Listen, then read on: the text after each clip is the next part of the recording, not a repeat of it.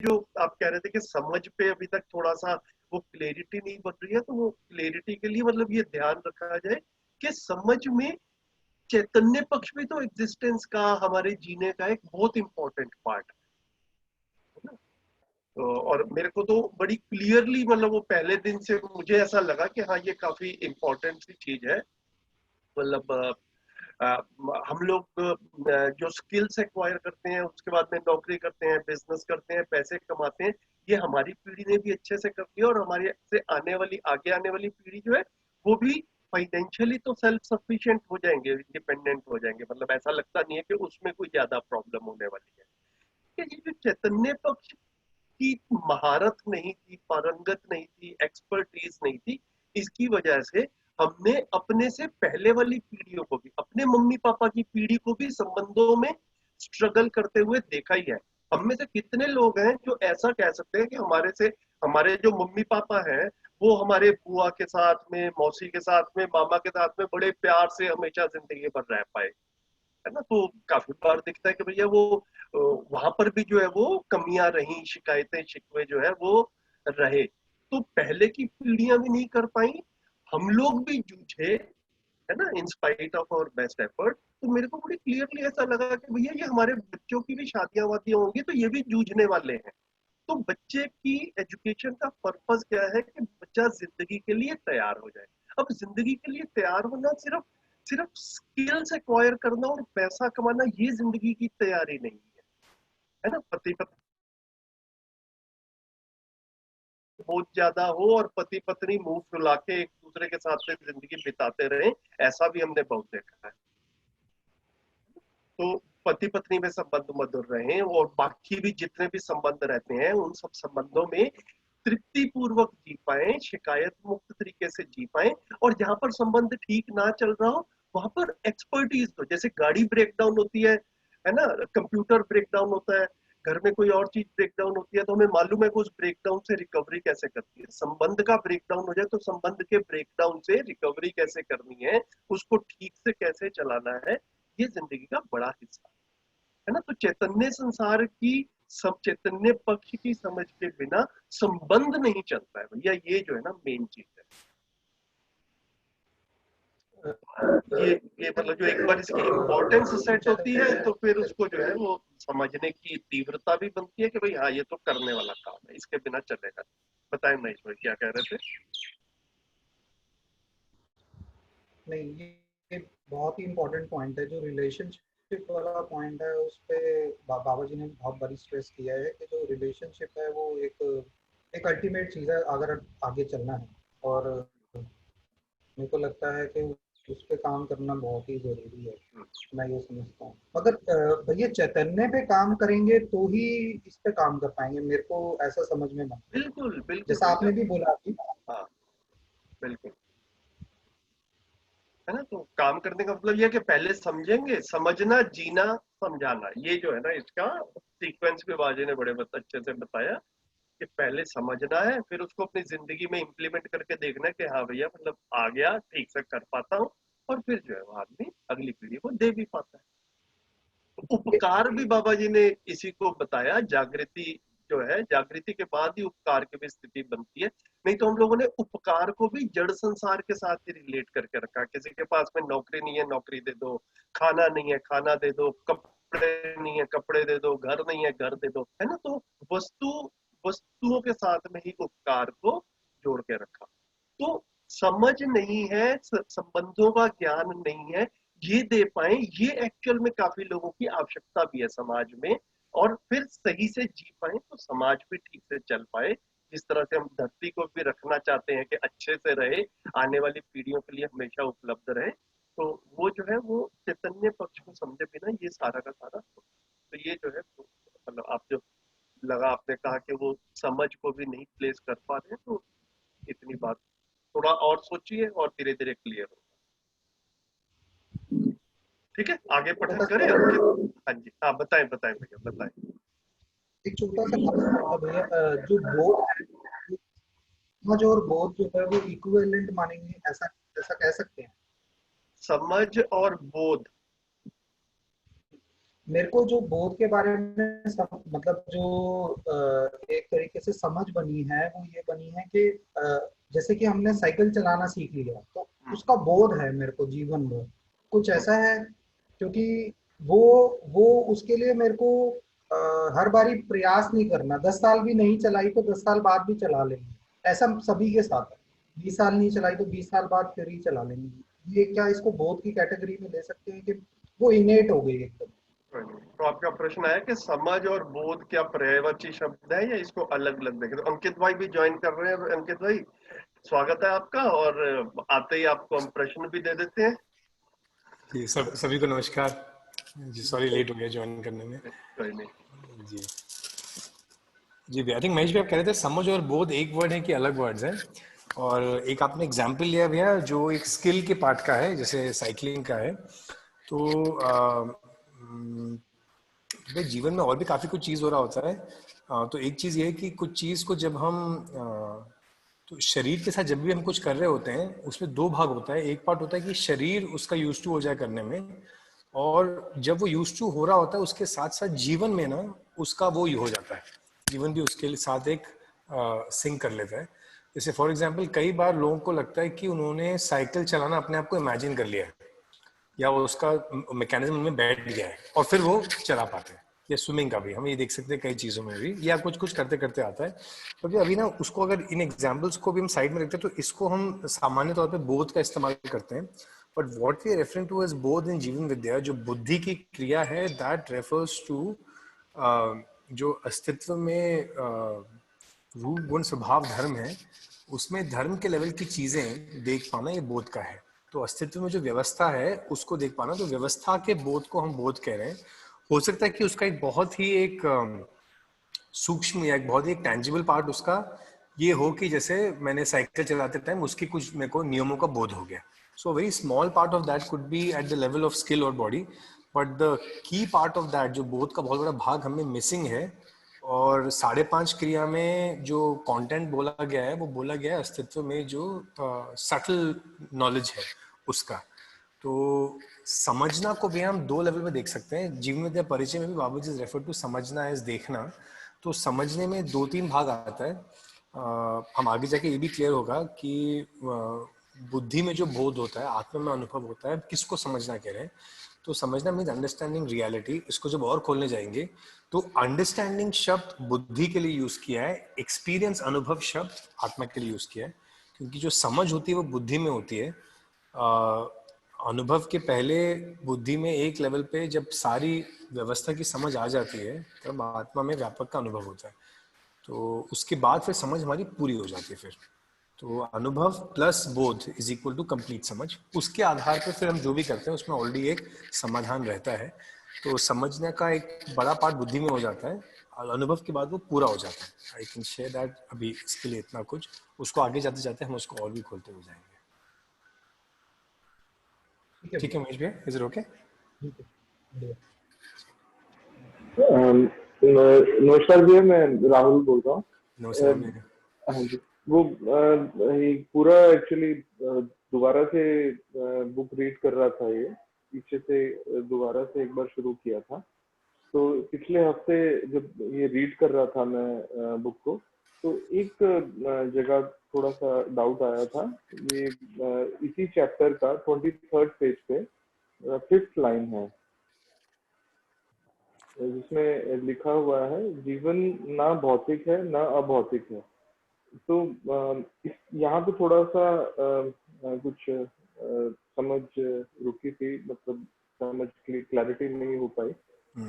Life में जितनी भी मतलब अस्तित्व में वास्तविकता देखते हैं वो भौतिक अभौतिक के रूप में मैं समझ रहा था आज तक, और इसी हिसाब से मैं देख रहा था। तो ये ना भौतिक है ना अभौतिक है, तो ये कौन सी डायमेंशन की बाबा जी बात कर रहे हैं और क्या है, ये थोड़ा सा प्लीज क्लियर कीजिए। जी भैया, तो भौतिक तो हुआ फिजियोकेमिकल के रेंज में जो आ जाता है।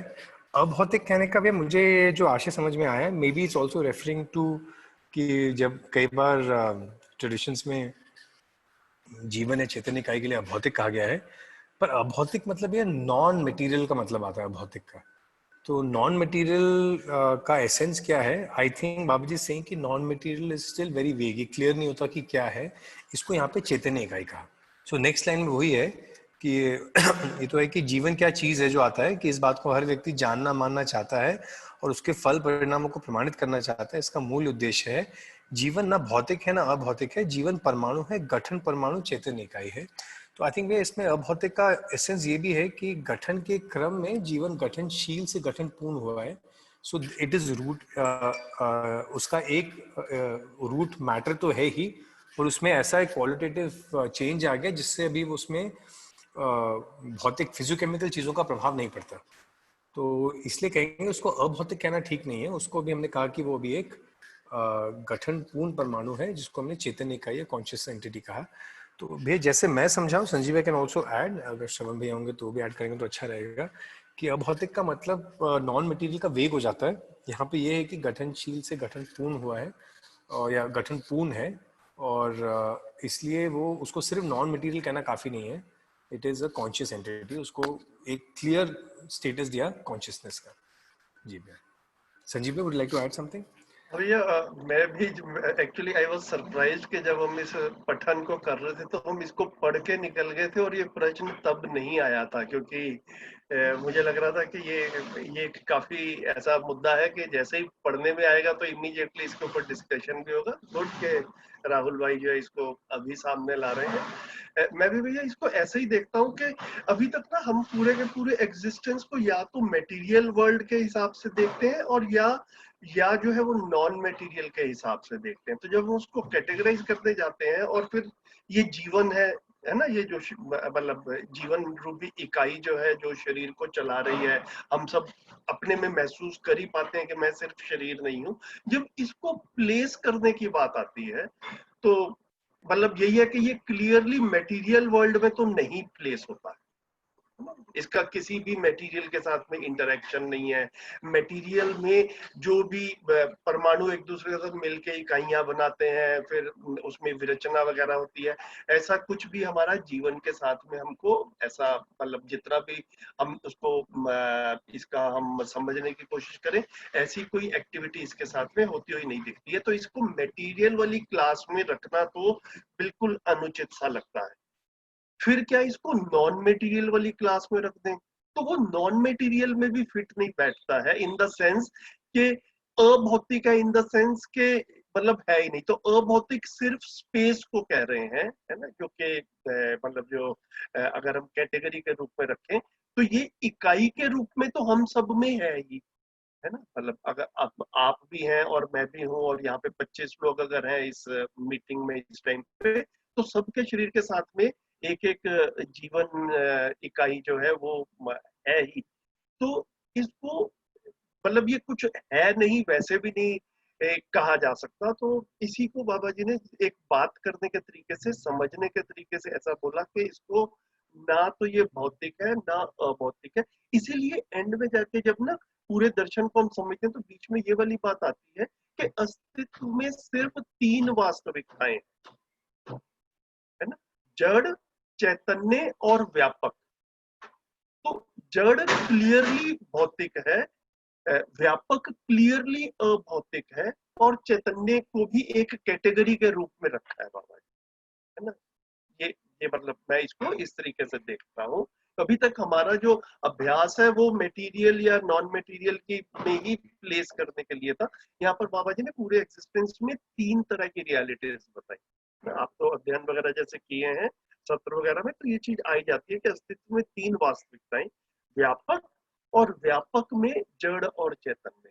तो उसमें जब हम चैतन्य को देखते हैं तो फिर भौतिक और अभौतिक किसी भी कैटेगरी में रखते हुए बनता नहीं है। मैं इसको ऐसे समझ रहा हूँ, या मेरा इंटरप्रिटेशन ऐसा।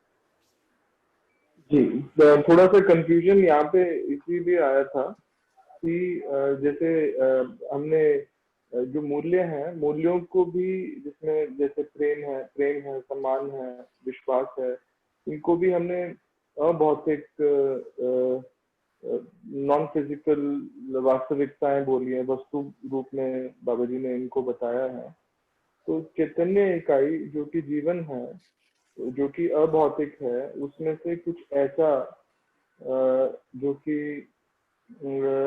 ना ही भौतिक है ना ही अभौतिक है चैतन्य का, उसमें से कोई ऐसा चीज जो कि अभौतिक है, जिसको हम फील कर सकते हैं, जिसको हम अवेयरनेस से अवेयर रह सकते हैं, जिसके लिए वो कैसे निकल के आती है। तो वहाँ थोड़ी सी कंफ्यूजन आई थी, बस थोड़ी सी। और जहाँ तक मैं थोड़ा सा अब रिलेट कर पा रहा हूँ, जैसे आप बता रहे हैं कि जब उन्होंने बताया कि ना ही ये अभौतिक है और ना ही भौतिक है, तो उससे वो क्या मीन कर रहे हैं, वो थोड़ा सा समझ में आया। बाकी आगे अध्ययन करूंगा तो और में भी क्लैरिटी निकल के आएगी। मतलब एक चीज जो है ना, मेरे को बार बार ऐसा मतलब ये जीवन विद्या के, मध्यस्थ दर्शन के अध्ययन में ऐसा भी एक चीज की तरफ ध्यान गया कि काफी बार शब्दों की सीमा रहती है। मतलब है ना कि किसी चीज को कैसे एक्सप्रेस किया जाए, शब्द की सीमा रहती है। शब्द के माध्यम से हम बात को कन्वे करना चाहते हैं, तो बात समझ में आने के लिए जो उसका फीलिंग वाला पार्ट है, हम खुद उसको अनुभव कर पाए, तो जीवन की काफी सारी ये जो सारी क्रियाएं हैं उसको हम अपने में फील कर पाते हैं। तो हम इसको उस तरह से देखें कि मेरे को समझ में आता है अपने में, कि जब मैं ये जीवन रूप की इकाई देखता हूँ तो ना तो मैं इसको भौतिक वाली कैटेगरी में रख पाता हूँ, ना अभौतिक वाली कैटेगरी में रख पाता हूँ। एटलीस्ट ये क्लियरिटी हो जाए, फिर शायद यहाँ पर पहुंचेंगे कि बाकी सारी चीजों में भी जब हम मूल्यों की बात करते हैं तो जिस तरह की भी शब्दावली का हम लोग भी प्रयोग करते हैं, वो कहीं ना कहीं पे शब्दावली की सीमा हो सकती है, लेकिन बात का एसेंस हम समझ लें, ये जो है मुझे लगता है ज्यादा महत्वपूर्ण। जी जी जी। राहुल भी एक बात ऐड करनी थी also, a lot of time some of the words are also, जैसे बहुत सारे जो ज्ञान के शब्द हैं उनका परंपरा में भी अर्थ है। तो I think when Baba ji is saying something is also differentiating it कि परंपरा का उसका अर्थ। तो अभौतिक का पारंपरिक अर्थ कुछ हो सकता है जिसमें कोई परिणाम ना हो, जिसमें कोई श्रम ना लगा हो, जिसमें कोई चेंज ना हो सकता है कि परंपरा में ऐसा हो, या फिर वो एक जगह में पढ़ रहा था कि पंचभूतों से ना बना हो। तो अभौतिक की ऐसी परिभाषा है। So I think Baba ji is also trying to define it कि इसको अभौतिक नहीं कह रहे हैं, इसमें इसका परिणाम पूरा हो चुका है, पर इसमें अभी भी श्रम लगता है, इसमें क्वालिटेटिव चेंज आती है, इसमें विकास होता है।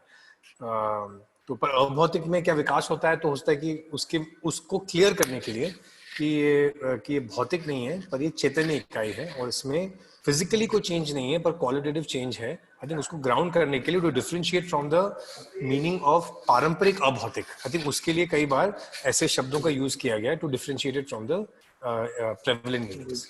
तो इसका मतलब कि पर्टिकुलरली ये मीन नहीं किया जा रहा है कि वो नॉन फिजिकल चीज है।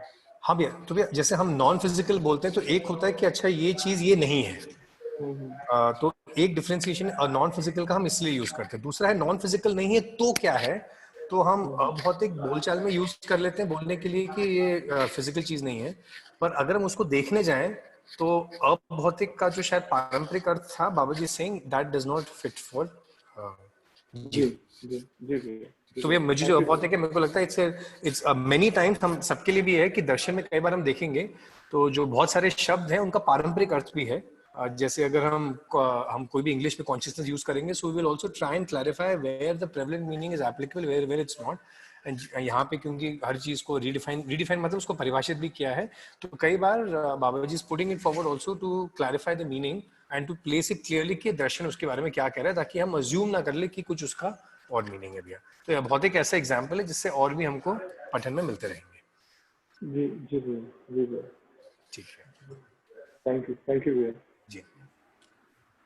ठीक है, आगे बढ़े। संजीव भैया, आप जो शुरू में सेशन की शुरुआत में कह रहे थे कि आपका डे टू डे की जिंदगी में कुछ आपने ऑब्जर्व किया है क्या, तो उसी बेसिस पे मैं देख रहा था। कल की बात है, कल मेरे घर में एक चूहा आ गया। अब वो किचन में बैठ के अंदर घुस गया, उसने बड़ी मुश्किल से कहीं से वो जाली में से ढूंढ के आ गया, और वो अभी सर मैंने फिर अपना खाना संभालना शुरू किया कि ये जो बाहर रखा है चीज़ सामान उसको अंदर रख दूँ, उसको अंदर रख दूँ। तो फिर बाद में परेशान, मतलब जब मैं सोच रहा था आगे, तो मैंने उसके चूहे मारने की दवाई जो थी वो डाल दी। अब वो डालते समय मैं सोच रहा था कि ये मैं सही कर रहा हूँ नहीं कर रहा हूँ, उसको भी जीने का हक है, मुझे भी जीने का हक है। तो आपका मतलब मैं इसको कैसे देखा जाएगा, जीवन विद्या कैसे देखेगी इसको? अंकित भाई भैया आप म्यूट हैं, अंकित भैया म्यूट पे हैं, अंकित भैया आप म्यूट हैं। अनम्यूट कर लीजिए। जी जी हाँ, आई वाज जस्ट सेइंग कि संजीव भैया कंटिन्यू करें भैया, आप इस पे शेयर करें, आई विल ऐड ऑन भैया जी। भैया देखिए ऐसा है कि वो अस्तित्व में सम और विषम घटनाएं तो हो रही हैं, है ना, और वो होती भी रहेंगी। तो मतलब आपके मन में ऐसा ये एक दुविधा के रूप में आया है, आप इसको समझने की कोशिश कीजिए। मैं समझ अपने में देखता हूँ तो मेरे को ये दुविधा के रूप में नहीं दिखता है। मतलब अभी आपने चूहे का एग्जांपल दिया, मतलब हमारे अड़ोस पड़ोस में जैसे स्ट्रे डॉग्स भी घूमते रहते हैं, है ना, तो अब मतलब बच्चे खेल रहे होते हैं, बुजुर्ग जा रहे होते हैं। अब जैसे कहते हैं कि क्या किया जाए, क्या स्ट्रे डॉग्स का भी जीने का हक है, तो भैया वो उनको भी खाना पीना है, तो वो जो भी उनको काटना कूटना है, लोगों को भी काट लें, क्या ये अलाउड है? तो मेरे को लगता है कि मेरे अंदर तो ये आसानी से घट जाता है कि ये जो है ये इस चीज का ध्यान रखना है। अभी मैं उसको बिल्कुल प्रॉपरली शायद एक्सप्रेस नहीं कर पाऊंगा कि कैसे कर पाया, वो एक्सप्रेस करने वाला काम मैं अंकित भाई को बोलूंगा कि वो इसको कैसे देखते हैं वो रखें। जी भैया, मैं मान रहा था कि आपने बहुत ज्यादा साल मुझसे वो चीजों को देखा है इसलिए। पर उमेश भैया, हाउ आई उमेश भैया ने रखा भैया, इफ आई एम हाँ जी, हाँ जी, करेक्ट? हाँ जी जी, जी। हाँ। तो भैया मैं दो बिंदु रख देता हूँ भैया। एक, मुझे लगता है कि भैया अगर हम इंसिडेंट्स को ऑब्जर्व करेंगे तो हमको तो मानव का सांस लेना भी वायलेंट एक्टिविटी लगेगा, क्योंकि कहीं ना कहीं कोई जर्म्स मर रहे हैं उसमें, और कुछ परंपरा में ऐसे माना भी जाता है, और ठीक कुछ तो होगा ही। तो उस आधार पे देखेंगे तो मानव का जीना ही लगेगा वायलेंट है। पर फिर तो भैया प्रकृति में भी पौधे भी धरती के अंदर से पानी ले रहे हैं, शेर भी किसी को खा के जीता है। तो भैया आई फील दैट एक तो ये पहले ये क्लियर हो जाए कि मानव प्रकृति का ही भाग है, it's an extension of nature. और जैसे सब जीना चाहते हैं, मानव भी जीना चाहता है। दो चीजें हैं, एक है कि प्रकृति में भी कुछ क्रूरतावश किसी को खा के कुछ जानवर जिंदा रहते हैं, प्रकृति का भाग है, ऐसा नहीं कि वो मैन मेड है। टाइगर, फूड चेन, ये सब उसके अच्छे उदाहरण हैं। तो मुझे जो जीवन में बात स्पष्ट हुई, seeing an incident and seeing व्यवस्था। तो हम इंसिडेंट को देखेंगे तो शेर हिरण को खा रहा है, वायलेंट एक्टिविटी रखती है। व्यवस्था को देखेंगे तो इन दोनों का बैलेंस बना हुआ है। तो आई फील कि वैसे भी मानव का भी जीने का बैलेंस बना होना चाहिए। बट एक चीज जो है, जहां से आपका क्वेश्चन ओरिजिनेट भी कर रहा होगा, कि अभी मानव ने व्यवस्था पूर्वक जीना नहीं हुआ है। हमारा जीना कहीं ना कहीं किसी को तो करता ही है। एट द सेम टाइम क्या खेत भी वायलेंट है क्योंकि हम जंगल को काटते हैं? क्या घर बनाना भी वायलेंट है? तो ये एक बहुत बड़ा ये आ जाता है। सो आई फील दैट मुझे उसका उत्तर यहाँ पे भी दिखता है कि मानव प्रकृति का भाग है। प्रकृति अपनी आवश्यकता पूरी करते हुए बनी हुई है। मानव भी अगर अपनी आवश्यकता पूरी करता हुआ बाकी को बने रहने देता है, तो फिर मानव भी प्रकृति की तरह ठीक से जी रहा होता है। हमने जो अव्यवस्था खड़ी कर दी वो हमने वायलेंटली भी की है। उसको अगर हम ठीक कर देते हैं, when we're able to also coexist with animals and beings, then it should be, I think, a better thing.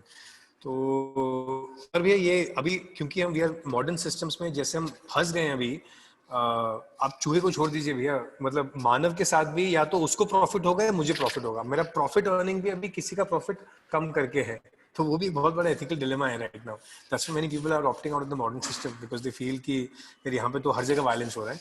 तो इसका सोल्यूशन कैसे देखें कि व्यवस्था है और धीरे धीरे हम अपनी व्यवस्था बनाए रखते हुए परस्परता में व्यवस्था बनाए रखें। पर अभी इतनी अव्यवस्था हो चुकी है कि नेचर के लेवल पे चीज़ों को डील करना इतना एक दिन का काम भी नहीं है। बिकॉज अभी बॉम्बे में संजय गांधी नेशनल पार्क है right on the outskirts, Borivali है spread into Sanjay Gandhi National Park. तो वो लेपर्ड्स का हैबिटेट है कि वो मानव का हैबिटेट है, अभी वो भी क्लियर वो भी नहीं हो रहा।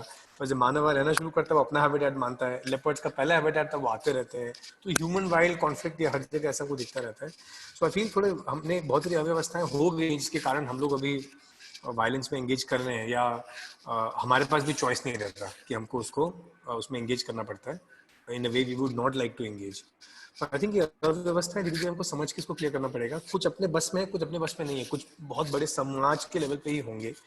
बट तो अभी तो अव्यवस्था दिखेंगी, हमारा भाव ठीक हो जाएगा, हमारा विचार ठीक हो जाएगा, पर जीने में कुछ कुछ होता रहेगा। पेट्रोल की गाड़ी अभी भी हम इस्तेमाल कर रहे हैं, और electricity is also coming out of something which is not sustainable. तो ये धीरे धीरे I feel in due years humanity will be should be able to transform. तब तक इसलिए समाज का ठीक होना जरूरी है, सिर्फ मेरा ठीक होना काफी नहीं होगा। तो तब तक we just have to work at it. जी भैया, मेरे को तो अभी ऐसे ही दिखता है। मतलब आप कह रहे हैं कि we do not have to go get into wrongness of this, right? कि that I'm doing wrong or I can survive without harming those persons and those animals. Then why not using those options? ऐसा कुछ नहीं है। We will ideally not want to harm anything, but अभी जो setups हमारे हो गए हैं उसमें थोड़ा हार्म अननोइंगली नोइंगली हो रहा है वो वाला। तो अभी मुझे इतना लग रहा है कि भैया कि हम ट्राई करें, जहाँ हार्म नहीं होता वहाँ नहीं हार्म करें, वो तो ट्राई करना ही चाहिए। पर कुछ कुछ हार्म तो हो ही रहा है, हमारे गाड़ी की पेट्रोल के एग्जॉस्ट से भी हार्म हो रहा है। और मुझे जो हमारे घर पे खाना आ रहा है, मैं केमिकल नहीं डाल रहा हूँ, पर मेरे लिए किसान तो डाल रहा है, उससे भी कुछ जानवर मर रहे हैं। तो मैं नहीं कर रहा, पर I am part of the system also. I am part of the system of harvesting oil from deep things. So अभी क्या हो गया, अभी कलेक्टिवली ना ह्यूमन हार्म बेस्ड लिविंग हो गया है। तो कुछ जितना हमारे कंट्रोल में नहीं है, हम उस बारे में उसको धीरे धीरे कंट्रोल का दायरा फैलाएं। पर yes, what I also feel is कि अगर हम सिर्फ इंसिडेंट्स को देखेंगे तो गिल्ट में बहुत चले जाएंगे, फिर हमको पता नहीं चलेगा कि क्या करें क्या नहीं करें। So we should try. But ये है यहाँ पे जो प्रस्ताव है कि गिल्ट से ये पता चलेगा क्या नहीं करना, पर क्या करना ये नहीं पता चलेगा। तो अस्तित्व व्यवस्था को देखते हैं। So our creativity gets utilised towards how can I think of coexisting better. Coexistence की पॉसिबिलिटीज को मैं कहाँ देखना शुरू करूँ। जो कंट्रोल में नहीं है उनको धीरे धीरे कंट्रोल में रहूं, पर अगर नहीं है कंट्रोल में तो फिर भी मैं उससे बहुत हताश ना हो जाऊं। बिकॉज कुछ चीजें मेरे वही, हम लोग कलेक्टिव एग्जिस्टेंस भी है, नॉट जस्ट वन पर्सन। तो कुछ चीजें हो सकता है कि कुछ समय में धीरे धीरे ठीक होंगी, कुछ अभी ठीक हो जाएंगी। ठीक है भैया। हेलो। हाँ जी। हाँ जी, नमस्ते सभी को। मैं विनीता बोल रही हूँ। संजीव जी, हाँ जी। अंकित जी, नमस्ते। मेरे को एक छोटा सा बात, अभी जो हम भौतिक और अभौतिक की बात कर रहे थे, यहाँ इस तरफ मेरा एक ध्यान गया कि भौतिक की बात इसलिए कही गई है क्योंकि उन परमाणुओं में प्रस्थापन विस्थापन होता है, और जो जीवन परमाणु है वो पूरी तरह से गठनपूर्ण है, उसमें कोई प्रस्थापन विस्थापन नहीं होता है। इसीलिए उसको एक अलग कैटेगरी में ही ले लिया है। वो बिल्कुल भौतिक नहीं है और वो व्यापक भी नहीं है, इसीलिए उसको सिंपली अभौतिक कह के छोड़ दिया गया। क्या मैं ठीक समझी हूँ? अंकित भाई। जी आंटी, तो आप आंटी क्या कह रहे थे? You are referring to what परंपरा है said? No, I am talking about darshan only. जी जी। How Babaji has described भौतिक and अभौतिक में डिफरेंशिएशन क्यों किया है, जी क्यों बोला है चैतन्य को अभौतिक, जीवन हाँ, परमाणु को अभौतिक, और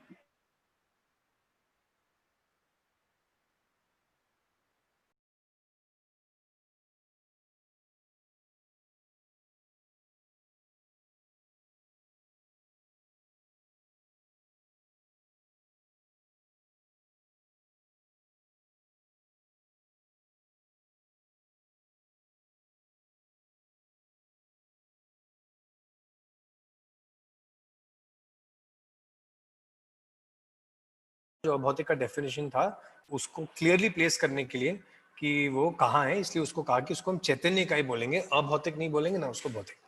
हाँ, बेसिकली नॉन फिजिकल चेंजेस हो रहे हैं। हाँ, नॉन फिजिकल होने, पर सिर्फ नॉन फिजिकल शब्द भी काफी नहीं पड़ेगा, it will be confusing, so we call it consciousness. Conscious.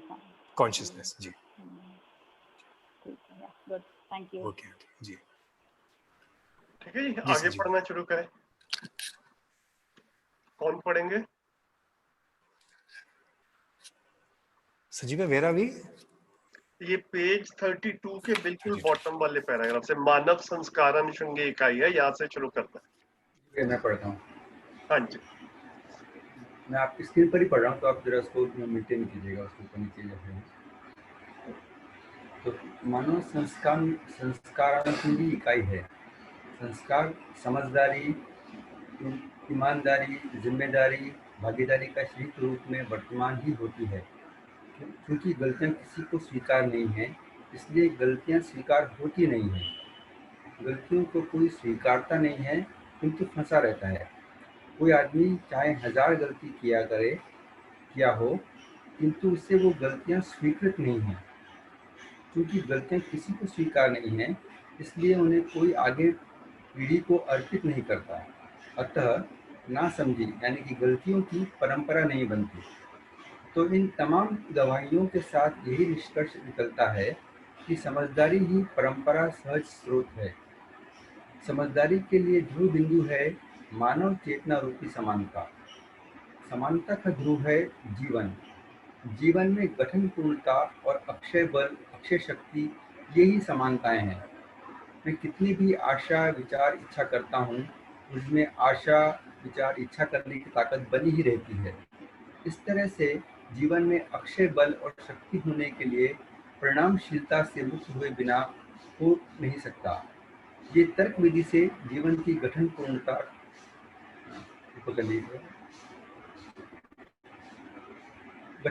को स्वीकारने की बात बनती है। मुझमें जब समझदारी स्वीकार हो गई, इसको कैसे जांचा जाए?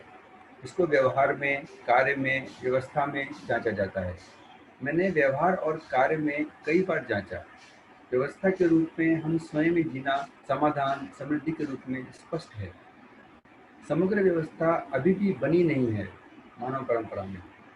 अखंड समाज व्यवस्था के रूप में जीने के बाद हमारे अनुभव में सह अस्तित्व में जो वस्तु जैसा है उसको वैसा ही समझने वाली बात का परंपरा रूप में प्रमाण ही है।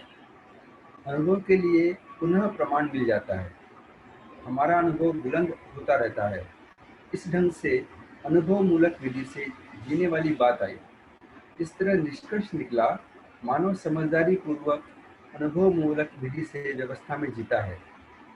जीवावस्था वंशानुषंगी विधि से, प्राणावस्था बीजानुषंगी विधि से और पदार्थावस्था परिणामानुषंगी विधि से व्यवस्था में रहते हैं।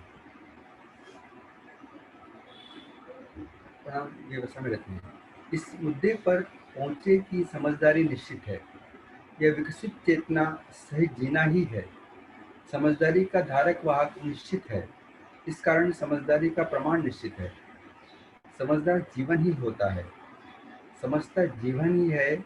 समझदारी का प्रमाण मानव परंपरा में होता है, क्योंकि मानव शरीर में ही समृद्ध पूर्ण मेधस की रचना पाई जाती है और किसी परंपरा यानी कि जीव में समझदारी का प्रमाण मिलेगा नहीं।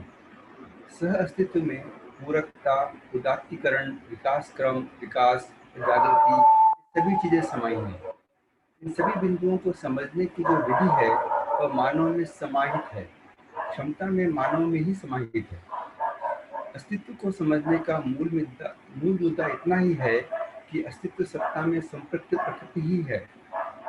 ये एक दूसरे के साथ ओतप्रोत और सदा सदा के लिए अविभाज्य, निरंतर विद्यमान, वर्तमान होना पाया जाता है।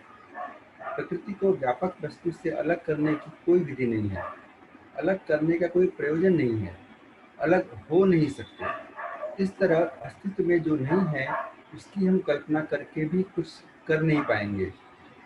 अस्तित्व में जो है उसी को समझने की बात है। प्रमाणित करने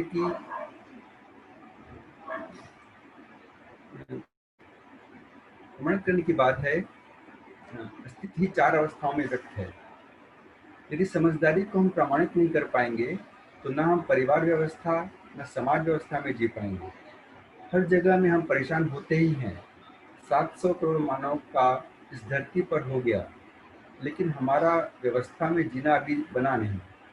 संख्या बढ़ने या घटने से आदमी समझ गया हो ऐसा भी कुछ नहीं है।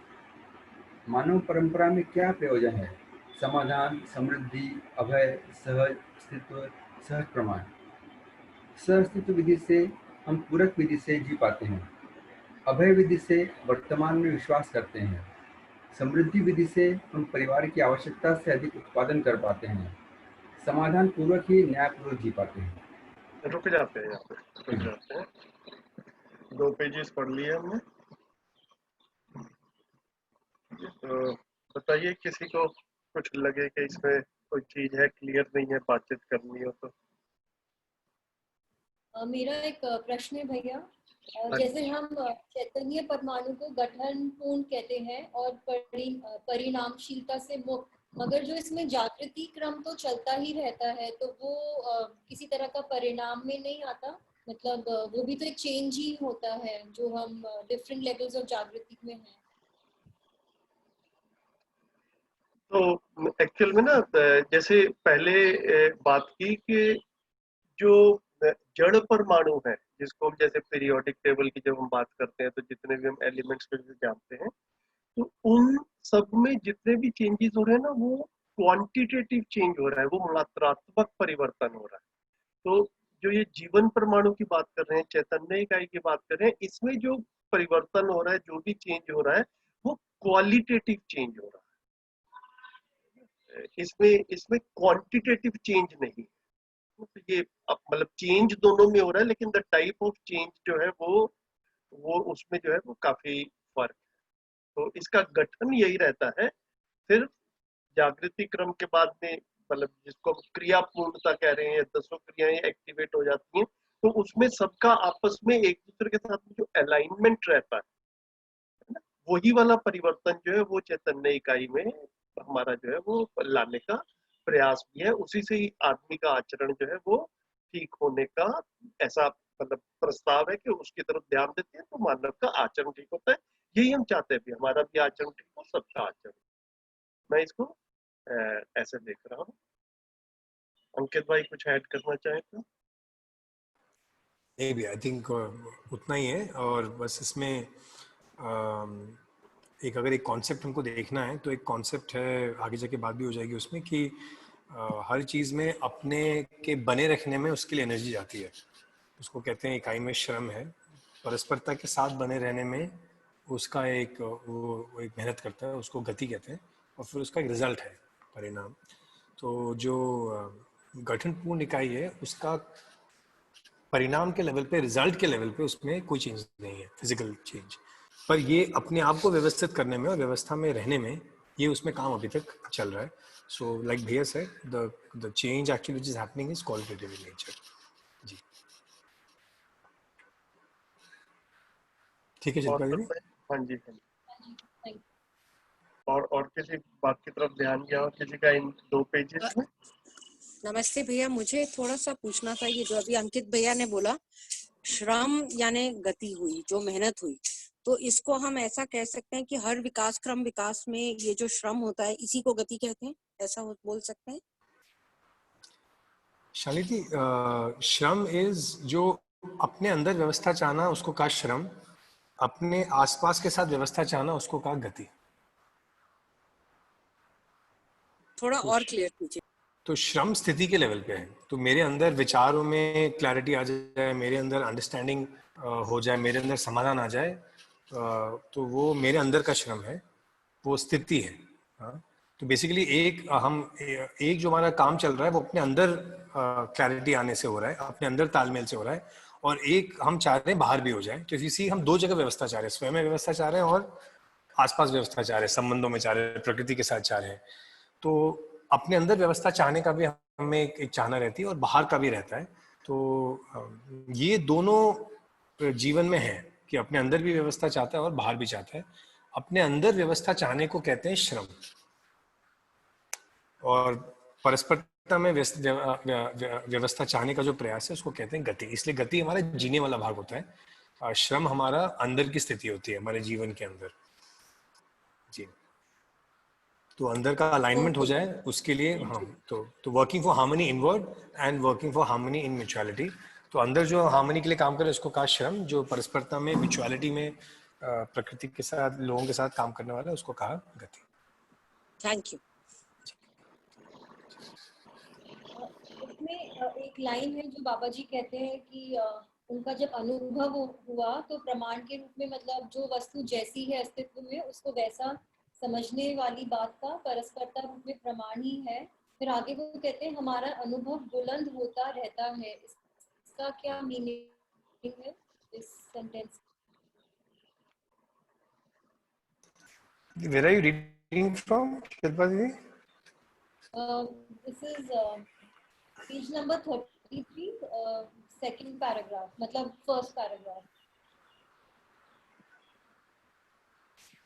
तो वो कहते हैं ना, मुझ में जब समझदारी स्वीकार हो गया, उस वाले पैराग्राफ में नीचे से 5th लाइन। 33 में टॉप पैराग्राफ कहा आपने? हाँ जी, मतलब जो वो paragraph middle paragraph, middle paragraph, middle paragraph. अच्छा ठीक है, ये हाईलाइट कर दिया। जी जी।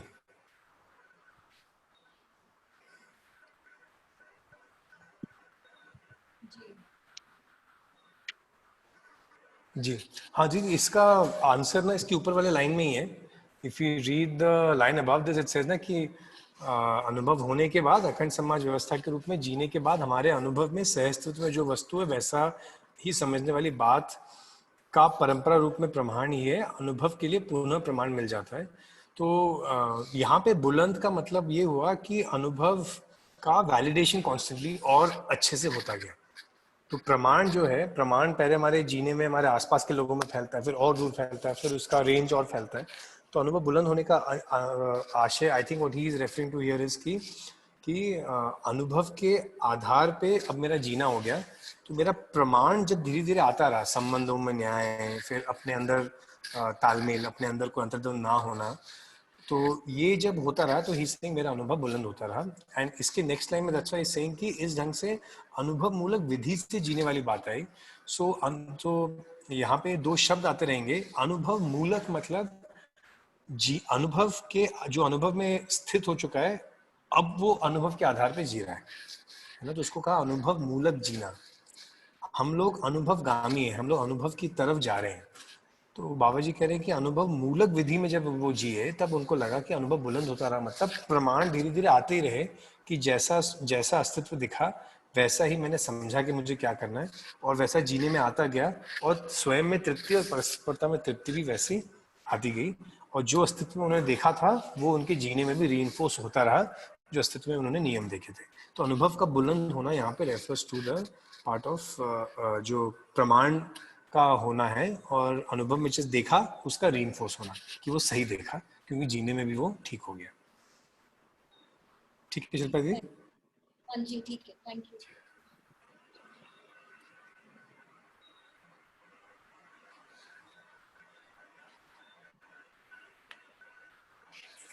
So जब as we go through darshan also, these are very good questions because बहुत डिटेलिंग है. जो पहले राहुल भाई ने बोध का भी पूछा था, समझने का, या शायद महेश भाई ने पूछा था, और अभी जो शिल्पा जी ने पूछा, दैट धीरे धीरे ना बहुत सारी फाइन डिटेलिंग ना, अनुभव किसको कह रहे हैं, बोध किसको कह रहे हैं, प्रमाण किसको कह रहे हैं, उसके क्या डायमेंशंस हैं, ज्ञान किसको कह रहे हैं, ये सब और इसके डिटेलिंग, इसका क्रम भी है. तो that's why Baba ji propose something called an अध्ययन क्रम, जिसमें कंटेंट की क्या है वो भी है, और अनुभव के पहले जीना कैसे होगा वो भी स्पष्ट हो रहा है, अनुभव के बाद जीना कैसे होगा उसको भी उन्होंने एलाबरेट किया है. जी.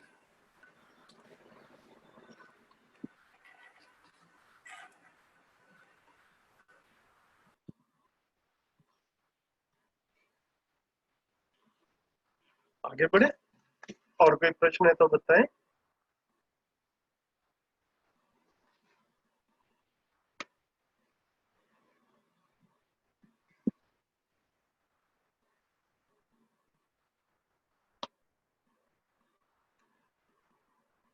आगे कौन पढ़ेंगे? मैं पढ़ लेती हूँ. हाँ जी. मानव परंपरा में अभी तक जो प्रयत्न किया, आदर्शवादी विधि से और भौतिकवादी विधि से, हम दोनों विधि से समझदारी को पाए नहीं. उसका मूल कारण है अस्तित्व सह अस्तित्व के रूप में समझ में नहीं आना. सह अस्तित्व में जीवन व जीवन जागृति को समझने में भूल हो गई. फलस्वरूप जीवन एवं समझदारी की परंपरा बनी नहीं. जब परंपरा बनी नहीं तो व्यवस्था में जीना कहाँ से आएगा. समझदारी के अभाव में मानव के साथ न्यायपूर्वक और प्रकृति, जीव, वनस्पति पदार्थ के साथ नियम पूर्वक संतुलित रूप से जीना बना नहीं. इसी के कारण अनुपम नैसर्गिकता को हनन करता रहा. मानव को न्याय मिला नहीं. बड़े बड़े न्यायालयों के न्यायाधीशों से पूछा गया तो उन्होंने कहा हम फैसला करते हैं, न्याय नहीं करते. इस स्थिति में जब न्यायालय न्याय को नहीं जानता है तो उसे न्यायालय कहना कितना सच होगा. और उन्हीं न्यायालयों में कहा जाता है सच बोलो. अब कहाँ तक सच्चाई है न्यायालय में, क्या सच्चाई को खोजा जाए. इसी तरह कार्यालय में कार्य क्या होता है, गलतियों को खोजना, अपराध को खोजना और उनको गलतियों और अपराध से रोकना. इसी काम के लिए सारे सरकारी तंत्र में कर्मचारी नियोजित हैं. मानव जागृत होने के लिए मूल वस्तु समझदारी है। हर मानव को यदि समझदारी पहुंच पाता है तो मानव न्यायपूर्वक जी सकेगा। न्यायपूर्वक जीने के साथ समृद्धि, अभय और सह अस्तित्व अपने आप से आते हैं। बिना न्यायपूर्वक जिए समाधान आएगा नहीं। इससे पता लगता है मानवीयता का जो रीढ़ है वह न्याय है। न्याय सर्वप्रथम समझदार परिवार में प्रमाणित होता है, फिर समाज में और पूरी धरती पर सार्वभौम व्यवस्था के रूप में प्रमाणित होता है। न्याय में जीने से मानव तृप्त रहता है, सुखी रहता है, समाधानित रहता है, वर्तमान में विश्वास सुदृढ़ होता जाता है और हमारे व्यवहार में निरंतर प्रखरता, निखार प्रकट होता है। यह सब चीजें न्यायपूर्वक जीने से अनायास ही उपलब्ध होती हैं, जिसके लिए कहते हैं ये बहुत पुण्य से मिलेगा। पुण्य का मतलब हमको जो समझ में आया वह है समझदार होना। मानव समझदार होने की परंपरा में अपनी योग्यताएं, क्षमताएं, पात्रताएं अपने आप से प्रमाणित करना शुरू करता है। क्षमता अर्थात वहन करने वाली क्रिया। वहन क्या करता है? या तो जागृति का या भ्रम का। मानव जब जागृत हो गया तब भ्रम अपने आप विदा हो जाता है। मानव संस्कार अनुषंगी इकाई है। समझदारी या भ्रम परंपरा पूर्वक ही आता है। मानव संतान में उसकी परंपरा जन्म से ही विद्यमान होने के कारण वे गुण उसमें प्रचलित प्रेषित हो जाते हैं। इसके बाद आता है पुरुषार्थ और परमार्थ। पुरुषार्थ परमार्थ के आधार पर मानव समझदार होकर भ्रम से मुक्त होता है। भ्रम से मुक्ति का तात्पर्य जीवन जागृति पूर्वक जीने के कार्यकलाप। अभी तक परंपरा से हमको जो कुछ शिक्षा मिली है वह है शरीर सापेक्ष जीना। इसका गवाही है लाभोन्माद, कामोन्माद और भोगोन्माद के लिए पढ़ाते हैं। जबकि मानव जीवों पशुओं से भिन्न है, भिन्न प्रकार की प्रवृत्ति वाला है। जीवन के कारण मानव में बहुमुखी अभिव्यक्ति है। मानव समाधान चाहता है, कोई पशु झाड़ पत्थर समाधान नहीं चाहता। मानव समृद्धि चाहता है, कोई पशु पक्षी समृद्धि नहीं चाहता। किसी भी जानवर में शेर, गाय, सांप, सुअर आदि में भी संग्रह की प्रवृत्ति नहीं है। चींटी भी संग्रह के उद्देश्य से संग्रह करती है ऐसा कुछ नहीं है। संग्रह के लिए प्रवृत्ति है ऐसा नहीं है। वस्तु मिलता है, इकट्ठा किया रहता है। मानव में जानबूझकर संग्रह सुविधा की प्रवृत्तियां होती हैं। उसका कारण भोग, अतिभोग की वासना है। इस आधार पर समाधान और व्यवस्था लक्ष्य न होकर संग्रह सुविधा हमारा लक्ष्य हो गया और उसके लिए प्रिय हित लाभ दृष्टिकोण रहा और फलस्वरूप हम दुखी होते रहे, संघर्ष करते रहे, प्रताड़ित होते रहे। इस परेशानी से छूटने का एकमात्र उपाय है जीवन जागृति और सह अस्तित्व को समझें और मानवीयतापूर्ण आचरण को समझें। मानव ही अस्तित्व में सर्वोच्च विकसित इकाई है, शरीर के रूप में और जीवन के रूप में। जीवन अपने अस्तित्व को और जागृति को प्रमाणित करने के लिए शरीर को प्रयोग करता है।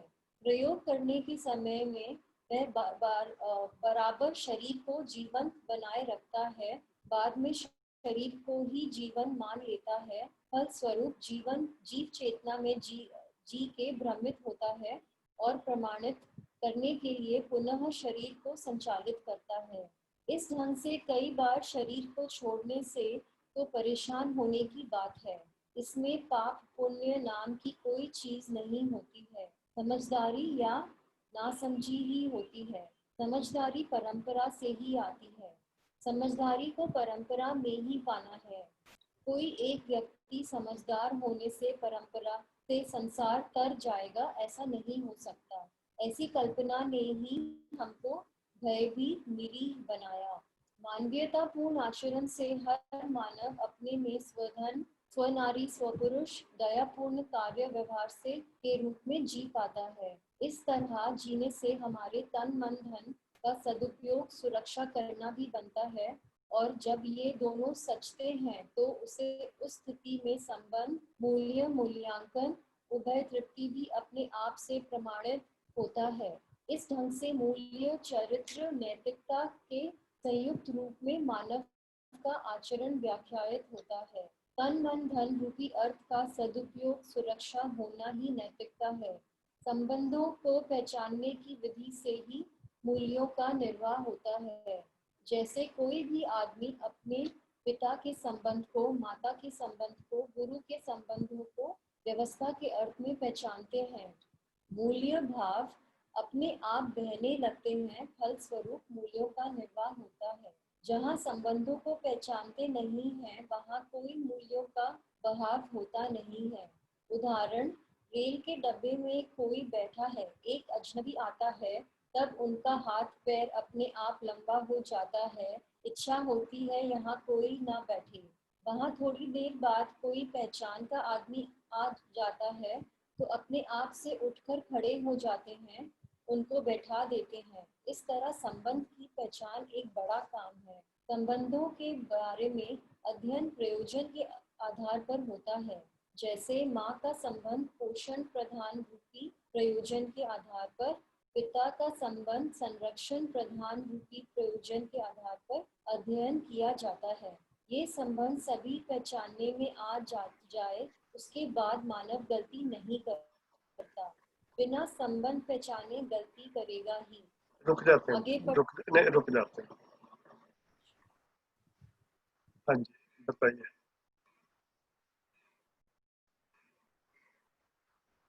ठीक, हाँ, वे चींटी तो संग्रह करती है, फिर इसको क्यों कह रहे हैं कि चींटी का संग्रह करना भी कोई संग्रह पद्धति नहीं है?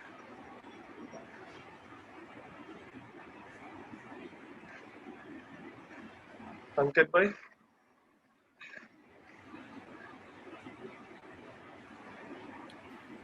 जी अभी ना हम संग्रह किसको कह रहे हैं वो भी देख लें।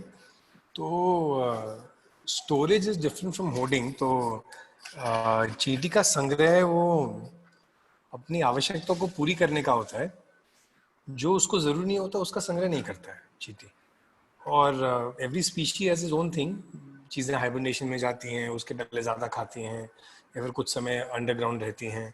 तो संग्रह का मतलब ये है कि जिसकी आवश्यकता ना हो पर विद फीलिंग ऑफ डेप्रिवेशन, दरिद्रता का भी भाव है और मेरी जो आवश्यकता उससे भी अधिक को अपने पास रख लेना, तो संग्रह का माइंडसेट वहाँ से आता है। तो संग्रह की मानसिकता को देखें तो एक लेवल ऑफ डेप्रिवेशन से आता है। वहाँ चींटी का क्लियर है कि जितनी उसकी आवश्यकता है और जितने समय के लिए है, उसका होर्डिंग भी कुछ समय के लिए का रहता होगा, सीजन के हिसाब से या कुछ, तो वो करता है। तो उसके लिए यहाँ पे जो संग्रह की बात आई उसको यहाँ पे ये कहा। और ये भी कहा कि मानव संग्रह इसलिए करता है क्योंकि वो समृद्धि चाहता है, और समृद्धि समझ में नहीं आ पाता है तो हम संग्रह करते हैं। तो समृद्धि इज अपनी आवश्यकता को पहचान पाना और उससे अधिक अपने पास हो पाना। तो फिर समृद्धि समझ में आती है, और समृद्धि नहीं समझ में आती तो संग्रह करते हैं। तो उस कॉन्टेक्स्ट में वो कह रहे हैं, पर जानवरों में समृद्धि नहीं दिखती, जितनी उनकी आवश्यकता होती है उतना ही वो उसको उपयोग करते हैं। सो 2 पॉइंट्स इसमें हैं। पहला पॉइंट ये होता है कि ये क्लियर होना कि मेरी आवश्यकता कितना है, और उसके आधार पे अगर हम स्टोर करते हैं तो वो संग्रह नहीं होता, तो वो होर्डिंग नहीं है। और अपनी आवश्यकता बिना पते होना जब हम करते हैं तो उसको हम कहते हैं कि वो संग्रह है, होर्डिंग है। जी, ये मेरा एक क्वेश्चन है। जैसे समृद्धि को बार बार दर्शन में आवश्यकता से अधिक उत्पादन करने पर अनुभव होता है, तो ये आवश्यकता से अधिक उत्पादन किस चीज का है? मतलब लाइक खेती का ही है? मतलब लाइक कैसे इसको रिलेट करें, ये मेरे को क्लियर नहीं होता है। तो द डेफिनेशन ऑफ समृद्धि आवश्यकता से अधिक होने का भाव। तो इसमें एक पार्ट है कि what should be the process of Samriddhi. Second is कि फिर हमारी आवश्यकताओं की पहचान। तो आवश्यकताओं की पहचान में कहा कि पहले ये स्पष्ट, जीवन शरीर का कॉम्बिनेशन स्पष्ट होता है, तो ये भी स्पष्ट होता है बहुत सारे जो जीवन की आवश्यकताएं थी उनको हम शरीर की आवश्यकता मान रहे थे। सेकेंडली शरीर की आवश्यकताएं eight the level of family भी सेट होती हैं, इसलिए ये भी है कि दीदी that Samriddhi is eight the level of family. Family के लेवल पे आवश्यकताओं का निर्धारण हो पाता है, क्योंकि आदमी अकेले रह भी नहीं रहा होता। तीसरा, what is the process of getting. तो ये भी है कि हर परिवार को उत्पादन से जुड़ना होगा जागृत समाज में। पर उत्पादन का रेंज है। उत्पादन में प्राइमरी सेक्टर्स हैं, वो खेती है, गौपालन है, ये सब है। धीरे धीरे सेकेंडरी सेक्टर्स भी हैं। अभी जो सेकेंडरी टर्शरी सेक्टर्स हैं, लार्जली ऑल्सो आवर्तनशील नहीं है। वो उसमें प्रकृति का शोषण हो रहा है कहीं पे, या फिर कुछ प्रकृति की व्यवस्था को नहीं बना के रख पा रहे। सो इन सब की बहुत सारी कोई प्रक्रिया बदलनी पड़ेगी। तो हम देखेंगे टेक्नोलॉजी गलत नहीं है, पर टेक्नोलॉजी का जो फ्यूल सोर्स है, जैसे उसमें प्रोडक्शन हो रहा है, उसमें वेस्ट जनरेट हो रहा है जो प्रकृति के लिए हानिकारक है।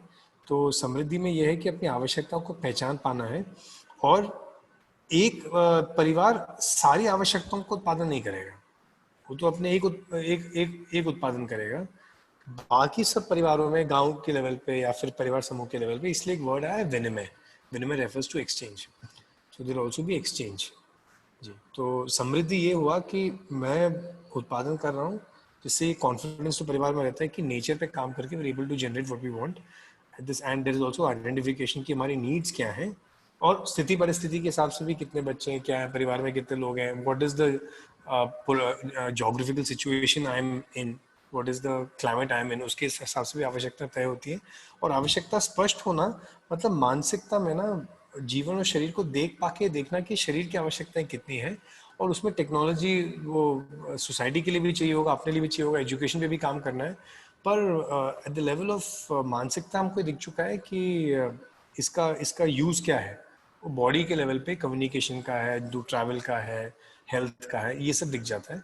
फिर उसके साथ जो लगे रहना होता है उसका जो समृद्धि का, और उसमें एक पार्ट एक्सचेंज का भी रहेगा। Not everyone will be producing everything, but everyone should be part of some production, but not always खेती। उसमें अभी तो शुरुआत में खेती में लगे हैं लोग, और उसका पूरा रेंज भी होगा फॉर प्रोडक्शन। ठीक है दीदी, थैंक यू। नमस्ते भैया। जी भैया एक बात दिमाग में आ रही थी। जैसे हम कई बार हाईवे पे अपनी गाड़ी चलाकर जा रहे हैं सपोज, और उस समय पर हम रूल्स को फॉलो करते जा रहे हैं, और रास्ते में अचानक ही पैसेज से मतलब साइड लेन से कोई एकदम भागता हुआ सड़क क्रॉस कर रहा है वो, और उस समय पर हम ब्रेक उतनी स्पीड से नहीं लगा पा रहे, हम अपने रूल्स फॉलो कर रहे हैं, तो आते ही एक्सीडेंट होता है। तो जो है कल्प्रिट कौन माना जाता है? जो गाड़ी चला रहा है, रूल्स किसी और ने फॉलो नहीं किए। तो यहाँ पर जैसे ये लाइन आ रही थी 35 पेज पर, न्यायपूर्वक जीने के साथ समृद्धि, अभय और सह अस्तित्व अपने आप से आते हैं। अब मैं उस समय पर मुझे न्याय नहीं मिल रहा, तो मैं उस समय भयभीत तो होंगी ना, और सह अस्तित्व में मतलब मैं जीवन को जीते हुए अब ऑर्डिनरी बंदे की तरह, तो मेरे अंदर उस समय पर क्रोध भी आएगा, मुझे डर भी लगेगा, और न्याय भी मुझे नहीं मिलेगा। तो यहाँ पर थोड़ी सी इस बात को और समझाएंगे? संजीव भैया, आपकी रखिए अंकित भाई। जी संध्या जी, फर्स्टली ने इसमें ये कह दिया कि न्याय उसको नहीं कह रहे जो कोर्ट्स में मिलेगा, उसको अच्छा, फैसले कह रहे हैं जी। अच्छा, हाँ जी, हाँ, सेकेंडली, पहले वाले पैरे में ये थोड़ी हाँ बात हाँ क्लियर हो रही थी। जी जी। तो सेकेंडली तो मतलब अभी ये इसमें बड़ा आता है कि एक बात की आपने जो सिचुएशन लिया वो तो डेली लाइफ में होता है, आदमी को लगता है मैं ठीक से जी रहा हूँ, कोई और गलत से जी रहा है, उसकी वजह से मुझे फंसावट हो रही है। तो कहीं ना कहीं एक एक्सपेक्टेशन ये भी रहती है न्याय में, वो कोर्ट कर रहा हो या मेरे घर का कोई बड़ा कर रहा हो, कि मेरा एवैल्यूएशन हो, मेरा मूल्यांकन हो। उसका मतलब क्या है कि मुझसे गलती जानबूझ के होगी कि गलती से होगी। ये क्यों आदमी चाहता है? क्योंकि उसको लगता है कि अगर मैंने जानबूझ के गलती की है तो मैं रेडी भी होता हूँ उसके रिपरकशंस के लिए। गलती से गलती हो गई है तो इसलिए देयर इज ए नीड। तो इसका मतलब क्या होता है? तो न्याय यहाँ पे ये नहीं बोला कि सही कौन है गलत कौन है, न्याय ये बोला कि हमारे संबंधों में एक्चुअली अपेक्षा क्या है। हम चाहते हैं कि लोग ये भी देखें कि मेरी इंटेंशन क्या थी, और ये भी देखें कि मुझसे गलती कहाँ हुई। तो संबंध में जब हमको ये कोई हमारा देख पाता है, तो यहाँ पे कह रहे हैं, तो अगर ना जैसे आपने जो सिचुएशन बताया ना, उसमें आप ये देखिए क्या चीज है जो हमको सामने वाले से नहीं मिल रही, जिसका हमें डर है। आपने जो इंसिडेंट बताया उससे मुझे है कि मुझे न्याय नहीं मिल रहा, और मैं अगर अपने आप को दूसरे की जगह पर रखकर देखूं तो मैं चाहूंगी कि मैं मुझे इग्नोर माफ कर दिया जाए कि मैंने जान के नहीं करा था, मैं भाग रहा था मैं सड़क क्रॉस करना चाह रहा था सिंपली। जी मतलब अगर मैं अपने आप को वहां पर रख कर देखती हूँ तो मुझे लगता है कि समझना चाहिए कि मैं तो जाने अनजाने में कर रहा था और मुझसे मैं सड़क क्रॉस कर रहा था। परंतु जब मैं गाड़ी चला रही हूँ तो मैं ये चाहूंगी कि जो है मैं रूल्स फॉलो कर रही हूँ और दूसरे को ध्यान रखना चाहिए था। पर बिल्कुल जब और बिल्कुल बिल्कुल ठीक। और जब गलती भी अगर हो गई जी, तो भी हम क्या चाहते हैं कि सामने वाला व्यक्ति ये देखे कि मैं अपनी तरीके से रूल्स फॉलो कर रहा था। हम्म, अगर व्यक्ति इतना करीब है कि मैं ब्रेक ही नहीं, ब्रेक मारने से भी कोई फायदा नहीं हुआ, तो बट हम्म, समवेयर मैं इसलिए आपसे पूछ रहा हूँ कि संबंधों में हमारी अपेक्षा है जिसको हम कभी कभी आइडेंटिफाई नहीं कर पाते। यहाँ पे जो आपने सिचुएशन बताया उसमें ये अपेक्षा थी कि ये आइडेंटिफाई हो जाए कि मैं ठीक से बिहेव कर रहा था, हाँ जी, हाँ जी, हाँ मेरा जी, कंडक्ट ठीक था, जी, पर गलती फिर भी हुई अभी, पर हाँ वो जी, मेरे कंट्रोल में नहीं था, वो नहीं था, उस सिचुएशन का वैल्यूएशन हो। तो इसलिए जब संबंधों के सेशन में ना मूल्यांकन एक शब्द आता है कि हम्म, मूल्यांकन हो कि आदमी कैसे हो रहा है। इसलिए अगर हमारी न्याय व्यवस्था ठीक होती है, और देखिए अब घर में भी एक बच्चा 10 बजे आ रहा है, एक बच्चा 10:30 बजे आ रहा है, जो ज्यादा जिम्मेदार होता है उसको थोड़ा और लीवे मिल डांट जाता है, जो नहीं होता बिल्कुल, उसको कम मिलता है। ये मतलब हम लोग अन्याय कर रहे हैं कि हम मूल्यांकन करके कर रहे हैं, है ना? हम्म, तो आप बोलिए दोनों को 10 बजे का रूल दीजिए, पर आप बोलोगे नहीं यार जो ज्यादा जिम्मेदार है उसको हम थोड़ा और लीवे दे सकते हैं, we know that person will be careful. तो मतलब ये भी है कि हम सिर्फ एक्शन से किसी व्यक्ति को अंडरस्टैंड नहीं करना चाहते, हम एक्शंस के साथ साथ उसके अंदर के थॉट्स को, उसके अंदर के विचारों को भी करें। सो दैट्स व्हाई व्यक्ति का मूल्यांकन जब तक पूरा नहीं होता और इसके अंदर की आवश्यकता को हम नहीं पहचान पाते जो भाव लेवल पे है, तो हम उसकी अपेक्षाओं को पूरा नहीं कर पाएंगे। अपेक्षाओं को भाव लेवल पे पूरा नहीं कर पाने को कहा अन्याय। तो और न्याय की भैया डेफिनेशन को, हाँ, हाँ, और एक हम जगह पूरा, जहाँ पर जस्टिस चाह रहे हैं वो ना तो मेरे अंदर तक पूरा झांक कर देख सकता है, ना उस व्यक्ति को झांक कर देख सकता है जो न्याय देने वाला है। हम जिसको भी, अगर हम यहाँ पर न्याय, हम तो समाज में रहते हुए तो हम अपने कोर्ट्स वाली और इन्हीं की बात ही करेंगे ना कि वहां पर न्याय। और अगर हाँ हम जीवन को समझ कर चल रहे हैं तो हम सोचेंगे कि सत्ता में हमें, व्यापक में हमें अपने आप ही जीवन चलता चलेगा, और जो सही होगा वो मैं आज नहीं कल समझ, मतलब ये हमारा प्रोसेस ही है, हम उस प्रोसेस को तब समझ पाएंगे। पर जब हम रूटीन में होते हैं तब तो इस चीजों को भूल जाते हैं, और हम ये चाह रहे होते हैं कि सामने जो कोर्ट है या जो भी है जो जस्ट हमें न्याय दे रहा है वो इस चीज को समझे और सही चीज को देकर हमें उस तरह से हमें न्याय दे। जी संदीप जी, एक चीज क्लैरिफाई कर दूं, यहाँ न्याय कोर्ट को रेफर नहीं किया जा रहा, शायद रीडिंग में हाँ, कंफ्यूजन हो गया होगा। न्याय हाँ, यहाँ पे कोर्ट्स का न्याय के साथ यहाँ पे कनेक्शन नहीं है, यहाँ ये कहा जा रहा है। तो थोड़ा क्लैरिफाई कर दूं, मुझे ऐसा लग रहा है कि आप न्याय को कोर्ट्स के लेवल पे रेफर कर रहे हैं। यहाँ पे हाँ, हाँ, न्याय कहा हाँ, जा रहा है संबंध के लेवल पे जो अपेक्षा है, वो मेरे पापा पूरा नहीं कर रहे, कि मेरी बेटी पूरा नहीं कर रही, कि मेरे टीचर पूरा नहीं कर रहा, कि मिनिस्टर पूरा नहीं कर रहा, वो अलग चीज है वो कि अलग कौन चीज है। पूरा नहीं कर रहा। पर न्याय ये कहा कि संबंधों में जो अपेक्षा है वो जो पूरी होती है उसको कहा न्याय, दोनों तरफ, ना कि सिर्फ एक तरफ। जी, तो न्याय की डेफिनेशन थोड़ी अलग है। मुझे पता नहीं अब पहले के सत्रों में अगर आपने न्याय को देखा था कि संबंधों में जो शुरुआत होती है कि न्याय किसको कहा, तो जो मूल्य है, 9 मूल्य, विश्वास, सम्मान, स्नेह, कृतज्ञता, वात्सल्य, गौरव, श्रद्धा, प्रेम, इन सब का संबंधों में पूरा होना, इसको कहा न्याय। जी, तो फैसले से अलग है। तो यही हो रहा है कि पर हम जब एक दूसरे को ठीक से देख पाते हैं तो दूसरे की भाव लेवल की आवश्यकता भी देख पाते हैं, तो तब गलती नहीं होती सामने वाले में भी और मुझसे भी। पर अगर वो नहीं देख पाते तो हम गलती संबंधों में कर देते हैं। यहाँ पे ये बात है, पर कोर्ट्स के को भी न्याय नहीं करे, वहां उसको फैसला ही कह रहे हैं। ठीक है, जी, वो बात clear हो जाए। ठीक है। जी, जी। भैया मुझे 36 पेज का ये जो लाइन है वो अगर आप बताएंगे। इसके बाद आता है पुरुषार्थ और परमार्थ। जी,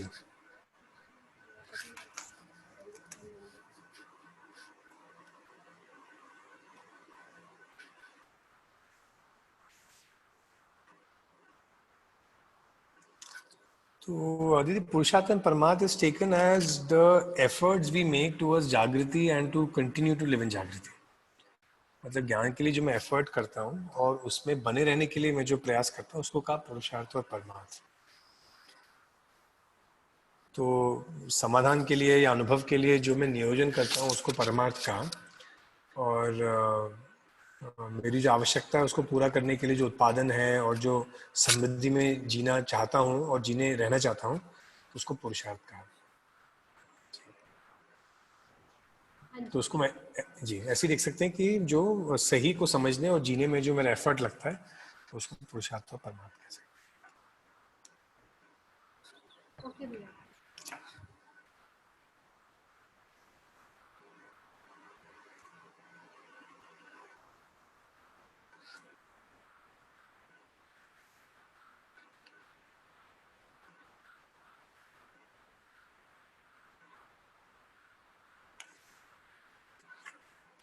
जी, और कोई क्वेश्चन या कुछ क्लैरिफिकेशन?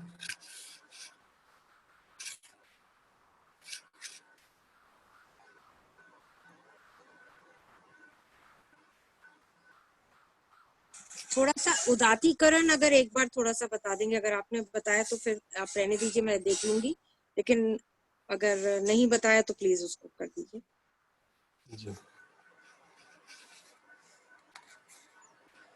किसी के पास परिभाषा है क्या अभी एक्सेस में, परिभाषा का ऐप?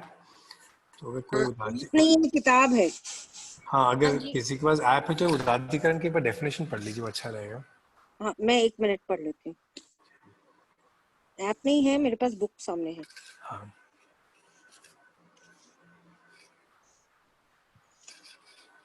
मेरे पास आ गया, मैं पढ़ दूं? हाँ जी जी। पदार्थावस्था से प्राणावस्था, प्राणावस्था से जीवावस्था, जीवावस्था से ज्ञानावस्था के रूपों एवं शरीरों की प्रकटन क्रिया और ज्ञानावस्था में दृष्टापद में जागृति का प्रमाण। जी, तो इकाइयों के डेवलपमेंट में मतलब जैसे सबसे पहले देखेंगे तो परमाणु है, वो मिलके अणु बनाते हैं, अणु मिलके थोड़ा आगे गए ये पदार्थ अवस्था है। जैसे हम मून को देखेंगे या बाकी प्लैनेट्स को देखेंगे सोलर सिस्टम में, तो उनमें हमको सिर्फ पदार्थ अवस्था दिखती है, उसमें भी हमको कुछ जगह पानी भी नहीं दिखता।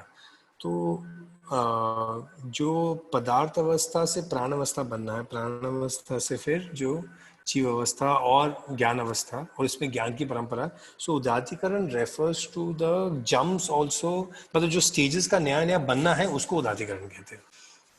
जो अवस्थाओं का प्रकटन होना है इस क्रम में, उसको उदातीकरण कहते हैं। ठीक है शालिनी जी? जी, थैंक यू। तो जो लाइन भी है 34 के टॉप में, उसको आप देखेंगे कि सहअस्तित्व में पूरकता, उदातीकरण, विकास क्रम, विकास और जागृति, ये सब चीज समाई है। तो इसमें what is it that is been trying to be said कि जो पूरकता मतलब हर इकाई एक को एग्जिस्टेंस में, एग्जिस्टेंस अस्तित्व सहअस्तित्व है। पूरकता यानी जो कॉम्प्लीमेंटैरिटी है हर इकाई की दूसरी इकाई की तरफ। उदातीकरण मतलब जिसमें जो अवस्थाओं का क्रम से बनना है। फिर विकास क्रम यानी जो गठनशील से गठनपूर्ण परमाणु होना है, उसको विकास क्रम कहा, उसको विकास कहा, जो गठनपूर्ण परमाणु का बनना है, जीवन का बनना है। और जागृति हुआ जब गठनपूर्ण परमाणु चैतन्य इकाई ज्ञान में भी पूरा हो जाता है। तो ये सहअस्तित्व में पूरकता, उदातीकरण, विकास क्रम, विकास और जागृति, ये सब चीज समाई है। इन सभी बिंदुओं को समझने की जो विधि है वह मानव में ही समाहित है, क्षमता भी मानव में समाहित है। तो अगर हम अस्तित्व को देखें, इनको समझना क्या है, तो हम ये पूरा जो जड़ चैतन्य प्रकृति है, तो उसमें हम पूरकता देख पाए, अवस्थाओं का बनना देख पाए, पूरकता जड़ चैतन्य इकाइयों का अवस्थाओं में आपस में देख पाए, फिर गठनशील परमाणु को देख पाए, गठनपूर्ण परमाणु को समझ पाए। फिर वो गठनपूर्ण परमाणु है वो अलग है, वो ज्ञान चाहता है, वो उससे व्यवस्थित होना चाहता है, उससे ज्ञान अवस्था में व्यवस्था आती है, इसको भी समझ पाए। तो उसी को बस एग्जिस्टेंस में क्या किया उसको यहाँ पे एलैबोरेट किया। थैंक यू सो मच भैया।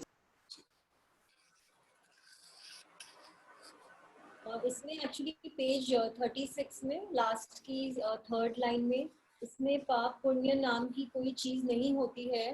तो ऐसे ही मेरा ध्यान गया कि ये बहुत ही स्ट्रॉन्ग स्टेटमेंट बाबा जी ने कहा, क्योंकि अभी हमारी परंपराओं में हम बहुत ज्यादा कर्मा थ्योरी लेते हैं, मतलब कई स्पिरिचुअल गुरुज हैं, कई हमारे धर्म हैं, तो बहुत ही एक विकल्प के रूप में ये स्टेटमेंट आता है। जी, जी, तो आई थिंक बाबा जी वही कह रहे हैं कि ना समझी है तो उसका कॉज एंड इफेक्ट है, समझदारी है तो उसका कॉज एंड इफेक्ट है। तो उस लेवल पे हम इसको समझें।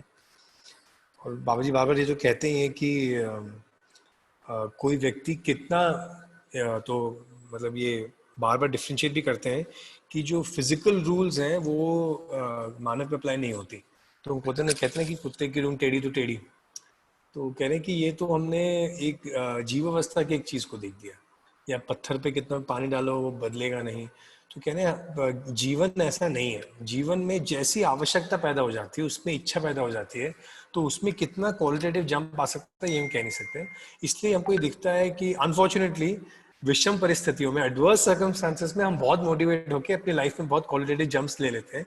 तो अभी यहाँ पे आ रहा है कि हमको why do we need adverse situations to become better, why don't we become better in normal situations also. तो बाबू जी कह रहे हैं समझदारी वो चीज़ है जिसमें क्वालिटेटिव जंप आदमी में स्थित निश्चित होता ही है। और कौन सा आदमी कितना लंबा जंप एक लाइफ टाइम में मारेगा या कई लाइफ टाइम्स में या एक दिन में, वो सिर्फ प्योरली उसकी गति पे डिपेंड करता है, उसकी समझदारी के स्तर पे डिपेंड करता है। धन्यवाद। या फिर भी हम बंधे तो रहते हैं ना, मतलब एक बात है कि जैसे आप कह रहे हैं कि कुछ लोग हैं, आप देखेंगे लाइफ टाइम में मूवमेंट नहीं है उनका, और अगर कोई उनके आसपास बात भी कर रहा है तो भी कोई असर नहीं है। ऐसा है कि मतलब ये गति है, ये चॉइस है, ये अगर आप कोशिश कर रहे हैं, आपको ज़्यादा समय लग रहा है, कम समय लग रहा है, ये समझना काफ़ी मुश्किल हो जाता है कि क्यों।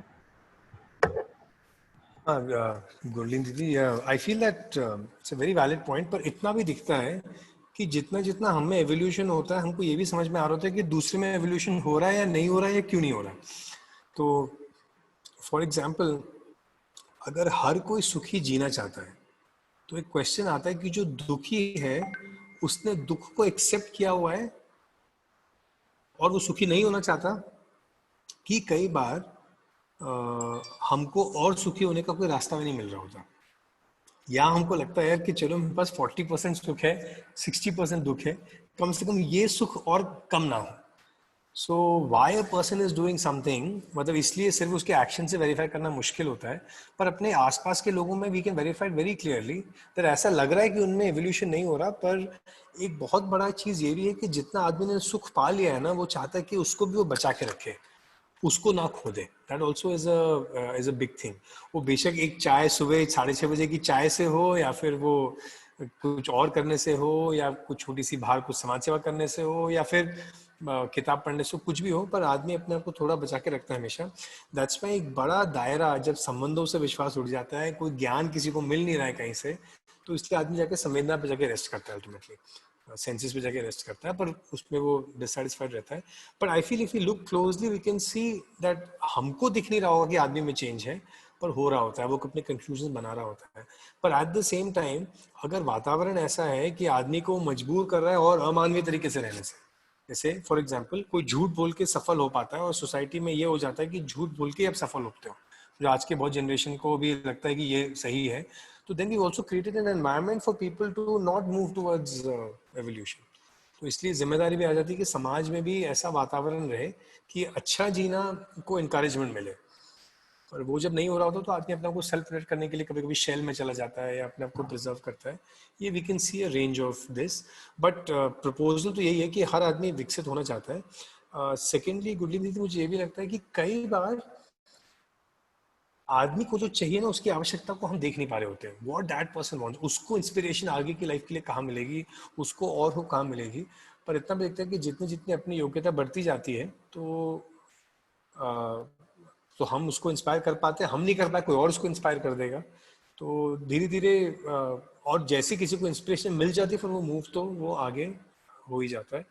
पर somewhere everyone is also working towards either increasing their happiness or ensuring it doesn't go down. तो उसके लिए भी आदमी कर रहा है, तब लग सकता है कि वो स्टैग्नेंट है, पर वो भी तब मेहनत करके अपने सुख को बचा के रखा हुआ है। Thank you.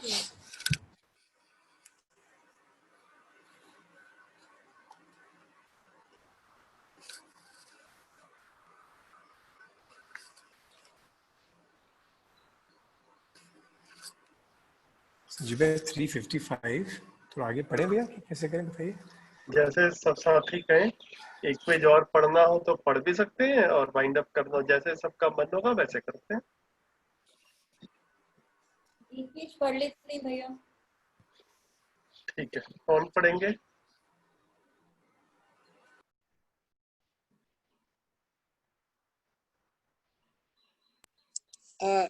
भैया मैं पढ़ लेती हूँ, कौन से पेज से पढ़ना है? ये सामने हाईलाइटेड है, पेज 37 के बॉटम पैराग्राफ। हाँ जी। प्रचलित वर्तमान राजकीय तंत्र, धर्म तंत्र प्रचार माध्यमों को देखने से पता लगता है सब अपराधियों के लिए बना है। ये दोनों अपराधियों को तारने में अपने अपने ढंग से लगे हैं। ये सब, हाँ जी, ये सब तंत्र मानव को समझदारी दे नहीं पाया। हर मानव समझदार होना चाहता है, ईमानदार होना चाहता है, ईमानदार का दारी का रास्ता दिखा नहीं पाया।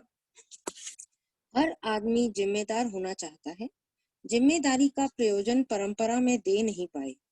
लोगों ने शुभ की कामना की है, सबका शुभ हो, सबके परिवार हो, सबका मंगल हो।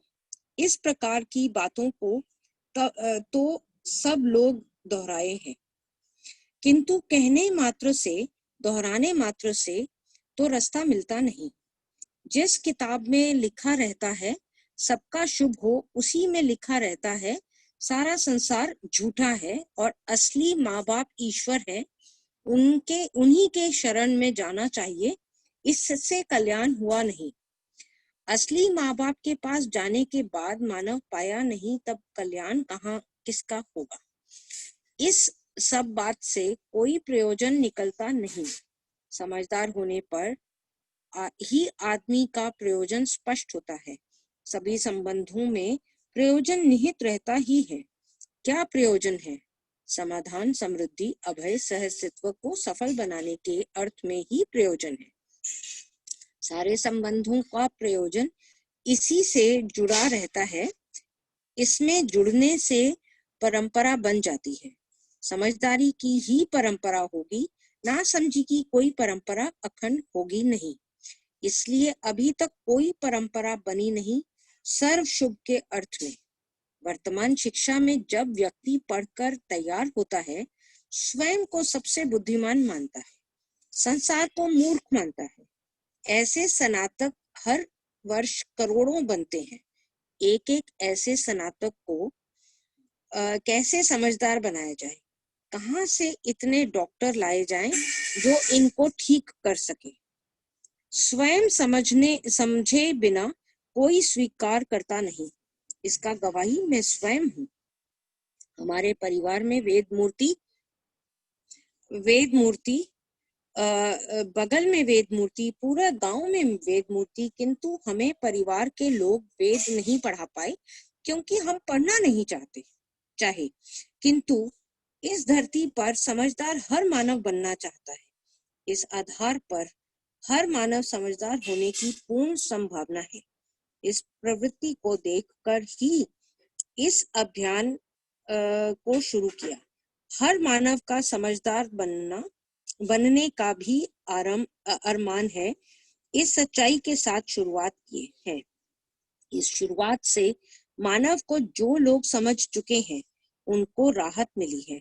उनमें वे सब गुण पैदा हुए हैं जिन्हें हम मानवीयतापूर्ण रूप में पहचानते हैं।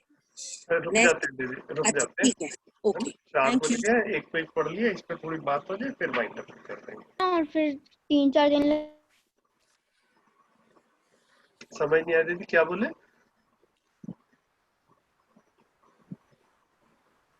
आई थिंक किसी का शायद वो हो गया था, चलिए कोई, ठीक है, ठीक है, बताइए।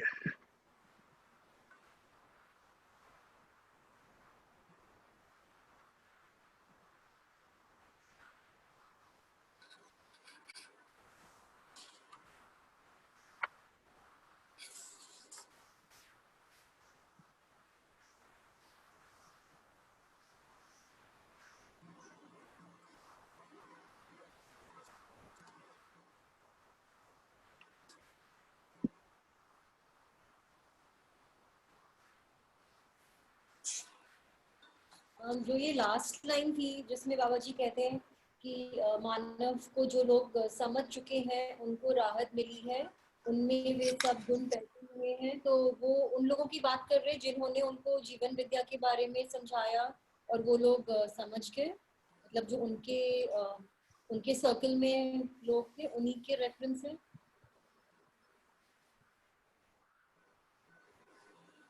हाँ दीदी, ये वाला ना 38 में ना, कि इस प्रवृत्ति को देखकर ही मान इस अभियान को शुरू किया, हर मानव का समझदार बनाने का भी अरमान है, इस सच्चाई के साथ शुरुआत किए। इस शुरुआत में मानव को जो लोग समझ चुके हैं उनको राहत मिली है, उनमें वे सब गुण पैदा हो गए हैं जिन्होंने हम मानवतापूर्ण रूप में पहचानते हैं। जी हाँ, I think is referring to this only, कि जो लोग समझना शुरू कर दिए, जैसा उनको बात समझ में आ रही है तो उनमें भी वो धीरे धीरे वो क्वालिटीज आ रही हैं जो मानवता जिसको हम कहेंगे, या मानवतापूर्ण आचरण कहेंगे। राहत मिली एक वर्ड है जिसमें ना, मतलब सबसे बड़ा तो आजकल मानसिक राहत है, क्योंकि the world is heading down doomsday, तो फिर वो है सबसे बड़ा होता है कि अभी करने लायक काम क्या है। तो किसी ने बाबूजी को पूछा था कि बाबूजी अगर धरती खत्म ही होने वाली है तो फायदा क्या हुआ फिर कुछ करने का, तो मैंने कहा कम से कम इतना तो होगा कि अगली बार जब धरती बनाओगे तो उसको नष्ट नहीं करोगे। जी अंकित भैया, पता नहीं पिछले 3-4 बारी रीडिंग में ये सवाल बहुत ज़्यादा मन में आ रहा है कि क्या मेमोरी सेल है क्या? मतलब जीवन को बोल रहे हैं तो क्या उसमें कोई मेमोरी सेल है जहाँ पर हम को याद है कि हमने पिछले, मतलब एक तो हम ऐसे समझ सकते हैं कि हम पैदा हुए हैं और सुख और समाधान चाहते हैं उसकी तरफ, और उसको प्रमाणित करना चाहते हैं, पर फिर कंटिन्यूटी में समझ नहीं आता, फिर कंटिन्यूटी में तो फिर भी आप वही चाहेंगे, हर बार आप वही चाहेंगे, उसके अलावा फिर कुछ नहीं चाहेंगे ना। उसको आप किस ढंग से कर रहे हैं, किस लेवल पे कर रहे हैं, वो एक बात आती है। तो याद रहता है क्या कर रहा है, उससे मूवमेंट हो रहा है, तो मतलब ये समझ नहीं आता कि मूवमेंट का क्या मतलब है। आगे जाएंगे तो ऐसा धरती पे ना करें तो क्या याद रहेगा कि क्या किया था, और अगर ये मतलब अगर याद रहेगा तो क्यों नहीं रियलाइज होता आफ्टर सम टाइम कि हम जो कर रहे हैं वो सही नहीं कर रहे हैं। Very nice, Didi. So I think a good point here to explore is what is memory and what is समझ। तो हम मेमोरी और अंडरस्टैंडिंग को या स्मृति को और समझ को कैसे सेपरेट करें। तो इससे दो चीज निकलता है, दो वर्ड्स विद्या में या दर्शन में यूज हुए हैं, एक का नाम है घटना, एक शब्द का नाम है नियम। सो घटना मीन्स इंसिडेंट्स, मतलब जो ना हुए, अच्छा हुआ बुरा हुआ, नमस्कार बोला, लाइट चली गई, पास हो गया, फेल हो गया, नौकरी मिली, शादी, बच्चा, पूरा ये इंसिडेंट्स का पूरा एक रेंज है। नियम का मतलब क्या हुआ, जो एग्जिस्टेंशियल नियम है। तो जैसे मैंने अपने आप को शरीर समझा और संवेदना से अपने आप को पूरा करने की कोशिश करी, खुश करने की। चाय 2 बार पिया दिन में अच्छा लगता है, तीसरी बार पिया खराब लगता है, 5वीं बार अनबेरेबल हो जाता है, ये घटना है। इसके पीछे नियम क्या है, संवेदना कुछ देर तक अच्छा लगता है, कुछ देर बाद मुश्किल लगता है, उसके बाद असहनीय हो जाता है, ये नियम है। नाउ ये नियम अगर मुझे समझ में आता है तो मैं सारी घटनाओं को कॉन्टेक्चुअलाइज कर पाता हूँ। सेकेंडली, घटना को देख के नियम समझ में आएगा, कि नियम को देख के घटनाओं को कॉन्टेक्चुअलाइज कर पाएंगे। तो जो ज्ञान है, जो समझ है, वो नियमों की समझ है। तो समझना हुआ, being able to see the existential laws. तो हर इकाई का एक रूप है, गुण है, स्वभाव है, धर्म है, उसका स्वभाव और धर्म को देख पाना, ये उसके नियम को देख पाना है। अस्तित्व में अस्तित्व को देख पाना, अपने आप को देख पाना, मूल्यों को समझ पाना, मानव मूल्यों से ही तृप्त होता है, ये संबंध में नियम है। तो इन सबको देख पाना कि एग्जिस्टेंशियल लॉज का सेटअप क्या है, उसको समझ पाना। तो then what we are carrying forward, अगर कुछ इंसिडेंट्स हमको याद रहते नहीं रहते, दूसरे शरीर यात्रा का भूल जाते, इसी शरीर यात्रा के अंदर वी मे फॉरगेट इंसिडेंट्स, और जो समझ बन गई होती है वो नहीं होती है शेखा। तो यहाँ पे संस्कार की बात भी आई है। तो समझ ऐसी चीज है कि जो वास्तविकता जीवन देख लेता है, वो वास्तविकता फिर जीवन जिसको समझ लेता है सही मायने में। अभी तो क्या है, हम उसका थोड़ा थोड़ा भाग समझ रहे हैं, इसलिए आगे पीछे हो रहा है, पर एक बार कोई समझ एस्टैब्लिश हो गई तो वो जीवन से हटता नहीं है, चाहे ये लाइफ टाइम हो या ओवर सम लाइफ टाइम्स हो। तो हमको इंसिडेंट्स याद नहीं रहेंगे, पर समझ तो हमें बनी रहेगी। तो इसलिए जो भी तो समझ पे काम होता है, तो रिस्पेक्टिव ऑफ इस लाइफ में कि आगे है, मेमोरी अगर रहे, मेमोरी रही भी नहीं रही, पर हमारा जीना तो अपने आप ठीक होता है। तो इसको हम ऐसे देख सकते हैं। आप बताइए गुरलीन दीदी, we can then take it है। ये आई थिंक ठीक है, पर इसको मतलब आप जो कह रही कि जो समझ है वो रहेगी, उसमें मूवमेंट डिक्लाइन नहीं होगा आगे की नहीं होगा, तरफ। नहीं। हाँ, जो वो जो जो जो समझ चुके, रहेगा। सॉरी आपने क्या बोला दी लास्ट में? वो समझ को ही जो भी हम कैरी फॉरवर्ड करने की बात कर रहे हैं वो वही कर रहे हैं। जी जी जी। और ये है कि आई समझ थिंक समझ इज इरिवर्सिबल। जो समझ में आ गया होता है जीवन को, वो उसका संस्कार बन गया होता है, और वो इरिवर्सिबल है, वो कभी खत्म नहीं होता, कम नहीं।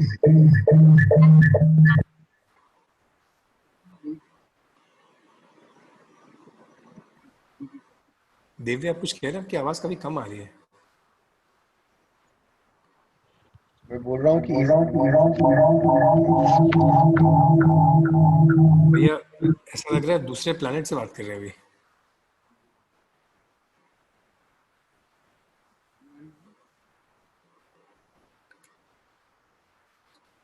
दिव्या आपके 2 डिवाइसेस तो ऑन नहीं है ना दिव्या?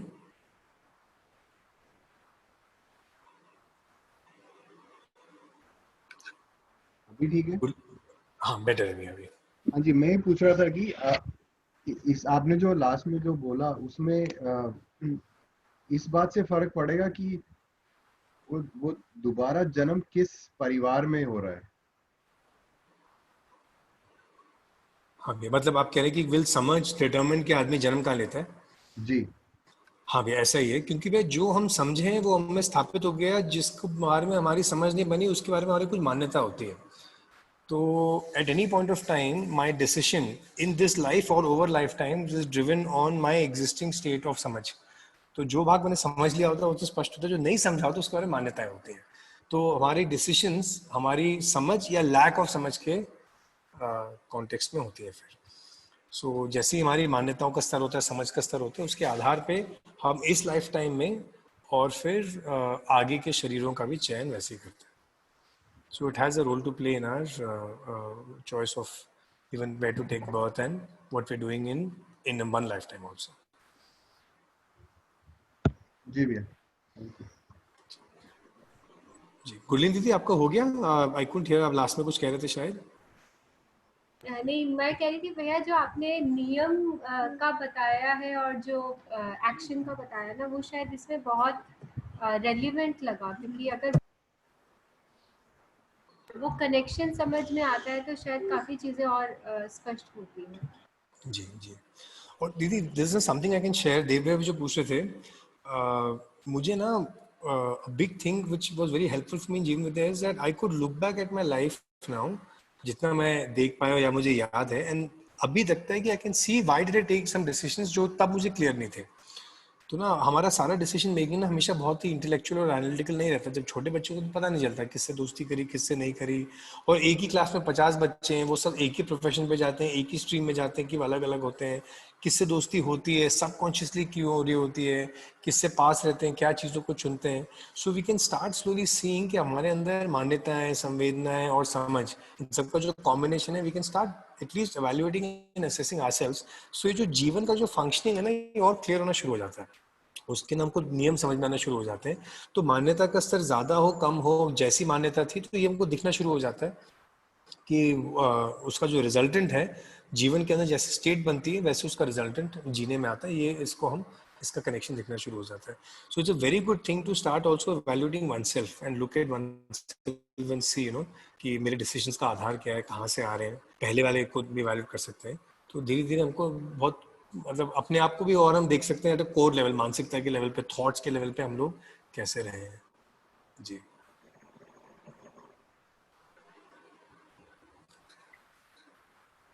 गुरलीन जी ने जब सवाल पूछा था उसमें उन्होंने एक शब्द यूज किया था कि क्या ये मेमोरी जो है ये कोई सेल होते हैं या क्या रहता है। तो एक्चुअल में that's also something very interesting. अभी मुझे लग रहा है कि बात हो ही रही है तो 2 मिनट में इसको भी मेरे मन में आ रहा था कि शेयर कर लेता हूँ। जैसे मैं देखता हूँ कि हम सब ना, जैसे हमने ऐसी भी घटनाएं सुनी है कि किसी के सिर पे चोट लगी और उसकी याददाश्त चली गई, है ना। अभी रायपुर में हमारे एक साथी हैं उनकी वाइफ सवेरे सैर कर रही थी और उनको एक कार ने हिट किया और उनके सिर पे चोट लगी और उनको अपना काफी रिश्तेदार वगैरह जो है वो भूल गए। मतलब वो अब तो सिर पे चोट लगने से कुछ भूल जाते हैं, कुछ याद रहता है।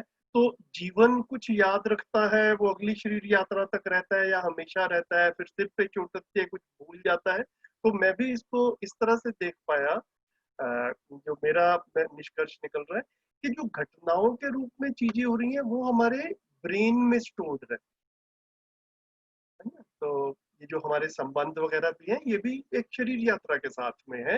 तो ये ब्रेन में स्टोर्ड रहते हैं और कई बार ब्रेन पे सिर पे चोट वोट लगने से चीजें इस तरह की भूल जाती हैं। तो भैया तुम कौन हो, वो अपने हस्बैंड को भी पहचानना भूल गई वो लेडी, है ना। फिर धीरे धीरे करके उनको मतलब जैसे जैसे दवाई वगैरह हुई, जैसे चोट ठीक हुई, जैसे सेट हुआ ब्रेन, तो वो फिर कुछ महीनों में हल्का हल्का करके वो याद आना शुरू हुआ। जो अंकित भाई कह रहे हैं घटनाएं और नियम, तो वो जो नियम वाला पार्ट है वो जीवन में रहता है ना। ब्रेन शरीर के साथ में छूट जाता है, लेकिन जीवन तो जीवन ही वो इकाई है जो फिर से दोबारा से जाके मतलब एक नए शरीर के साथ में रहेगा। तो जो संस्कार वाला पार्ट है वो जीवन में रहता है, वो ब्रेन में नहीं रहता। जो सेल्स वाली बात है, वो सारे सेल्स की जो बात है वो ब्रेन तक ही लिमिटेड है। जैसे ही हम जीवन की बात कर रहे हैं, जीवन में कोई सेल्स नहीं है।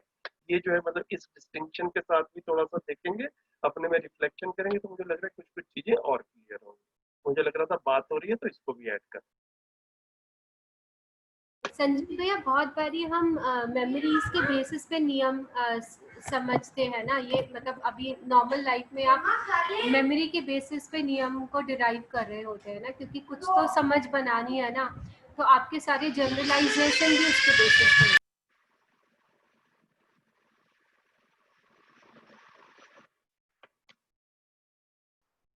अनम्यूट कर लीजिए।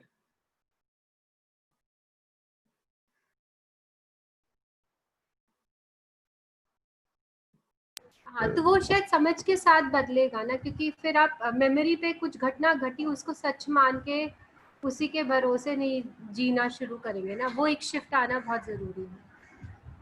तो वो दीदी बेसिकली क्या है कि वो निष्कर्ष निकलकर जो अस्तित्व सहज सच्चाइयां हैं वो संस्कार के रूप में आ जाती हैं। उसका स्टोरेज हाउस जो है ना वो जीवन है ना। जीवन में भी जो बुद्धि वाला पार्ट है जिसको हम बोध कह रहे थे, ठीक है। और उससे पहले जितना समझने के क्रम में हम अपना एनालिसिस कर रहे हैं, सिंथेसिस कर रहे हैं, समझने की कोशिश कर रहे हैं, वो सारा का सारा जो है वो ब्रेन के माध्यम से वो एक कंटिन्यूस एक्टिविटी है। तो जीने के क्रम में पूरी शरीर यात्रा में कुछ कुछ निचोड़ निकलेंगे, जो कि हम जिसको हम कह रहे हैं कि अपना संस्कार में परिमार्जन होगा, इंप्रूवमेंट होगा। That is actually the way we look at the शरीर यात्रा आल्सो, कि संस्कार जितने संस्कार के साथ में शरीर यात्रा शुरू हुई, शरीर यात्रा खत्म होने तक उस संस्कार में इंप्रूवमेंट हो, इस चीज की संभावना है। वो संभावना को हम मटेरियलाइज कर लें तो मतलब लगेगा कि हाँ मतलब ठीक काम हुआ है, नहीं तो बाकी तो खाना पीना तो चल ही रहा है। जी भैया, थैंक यू। ठीक है, समाचार होने वाले हैं। कुछ और प्रश्न हो एक आध छोटा सा ले लेते हैं, फिर इसको रैप अप करते हैं, और नहीं तो बाकी बात कल करें।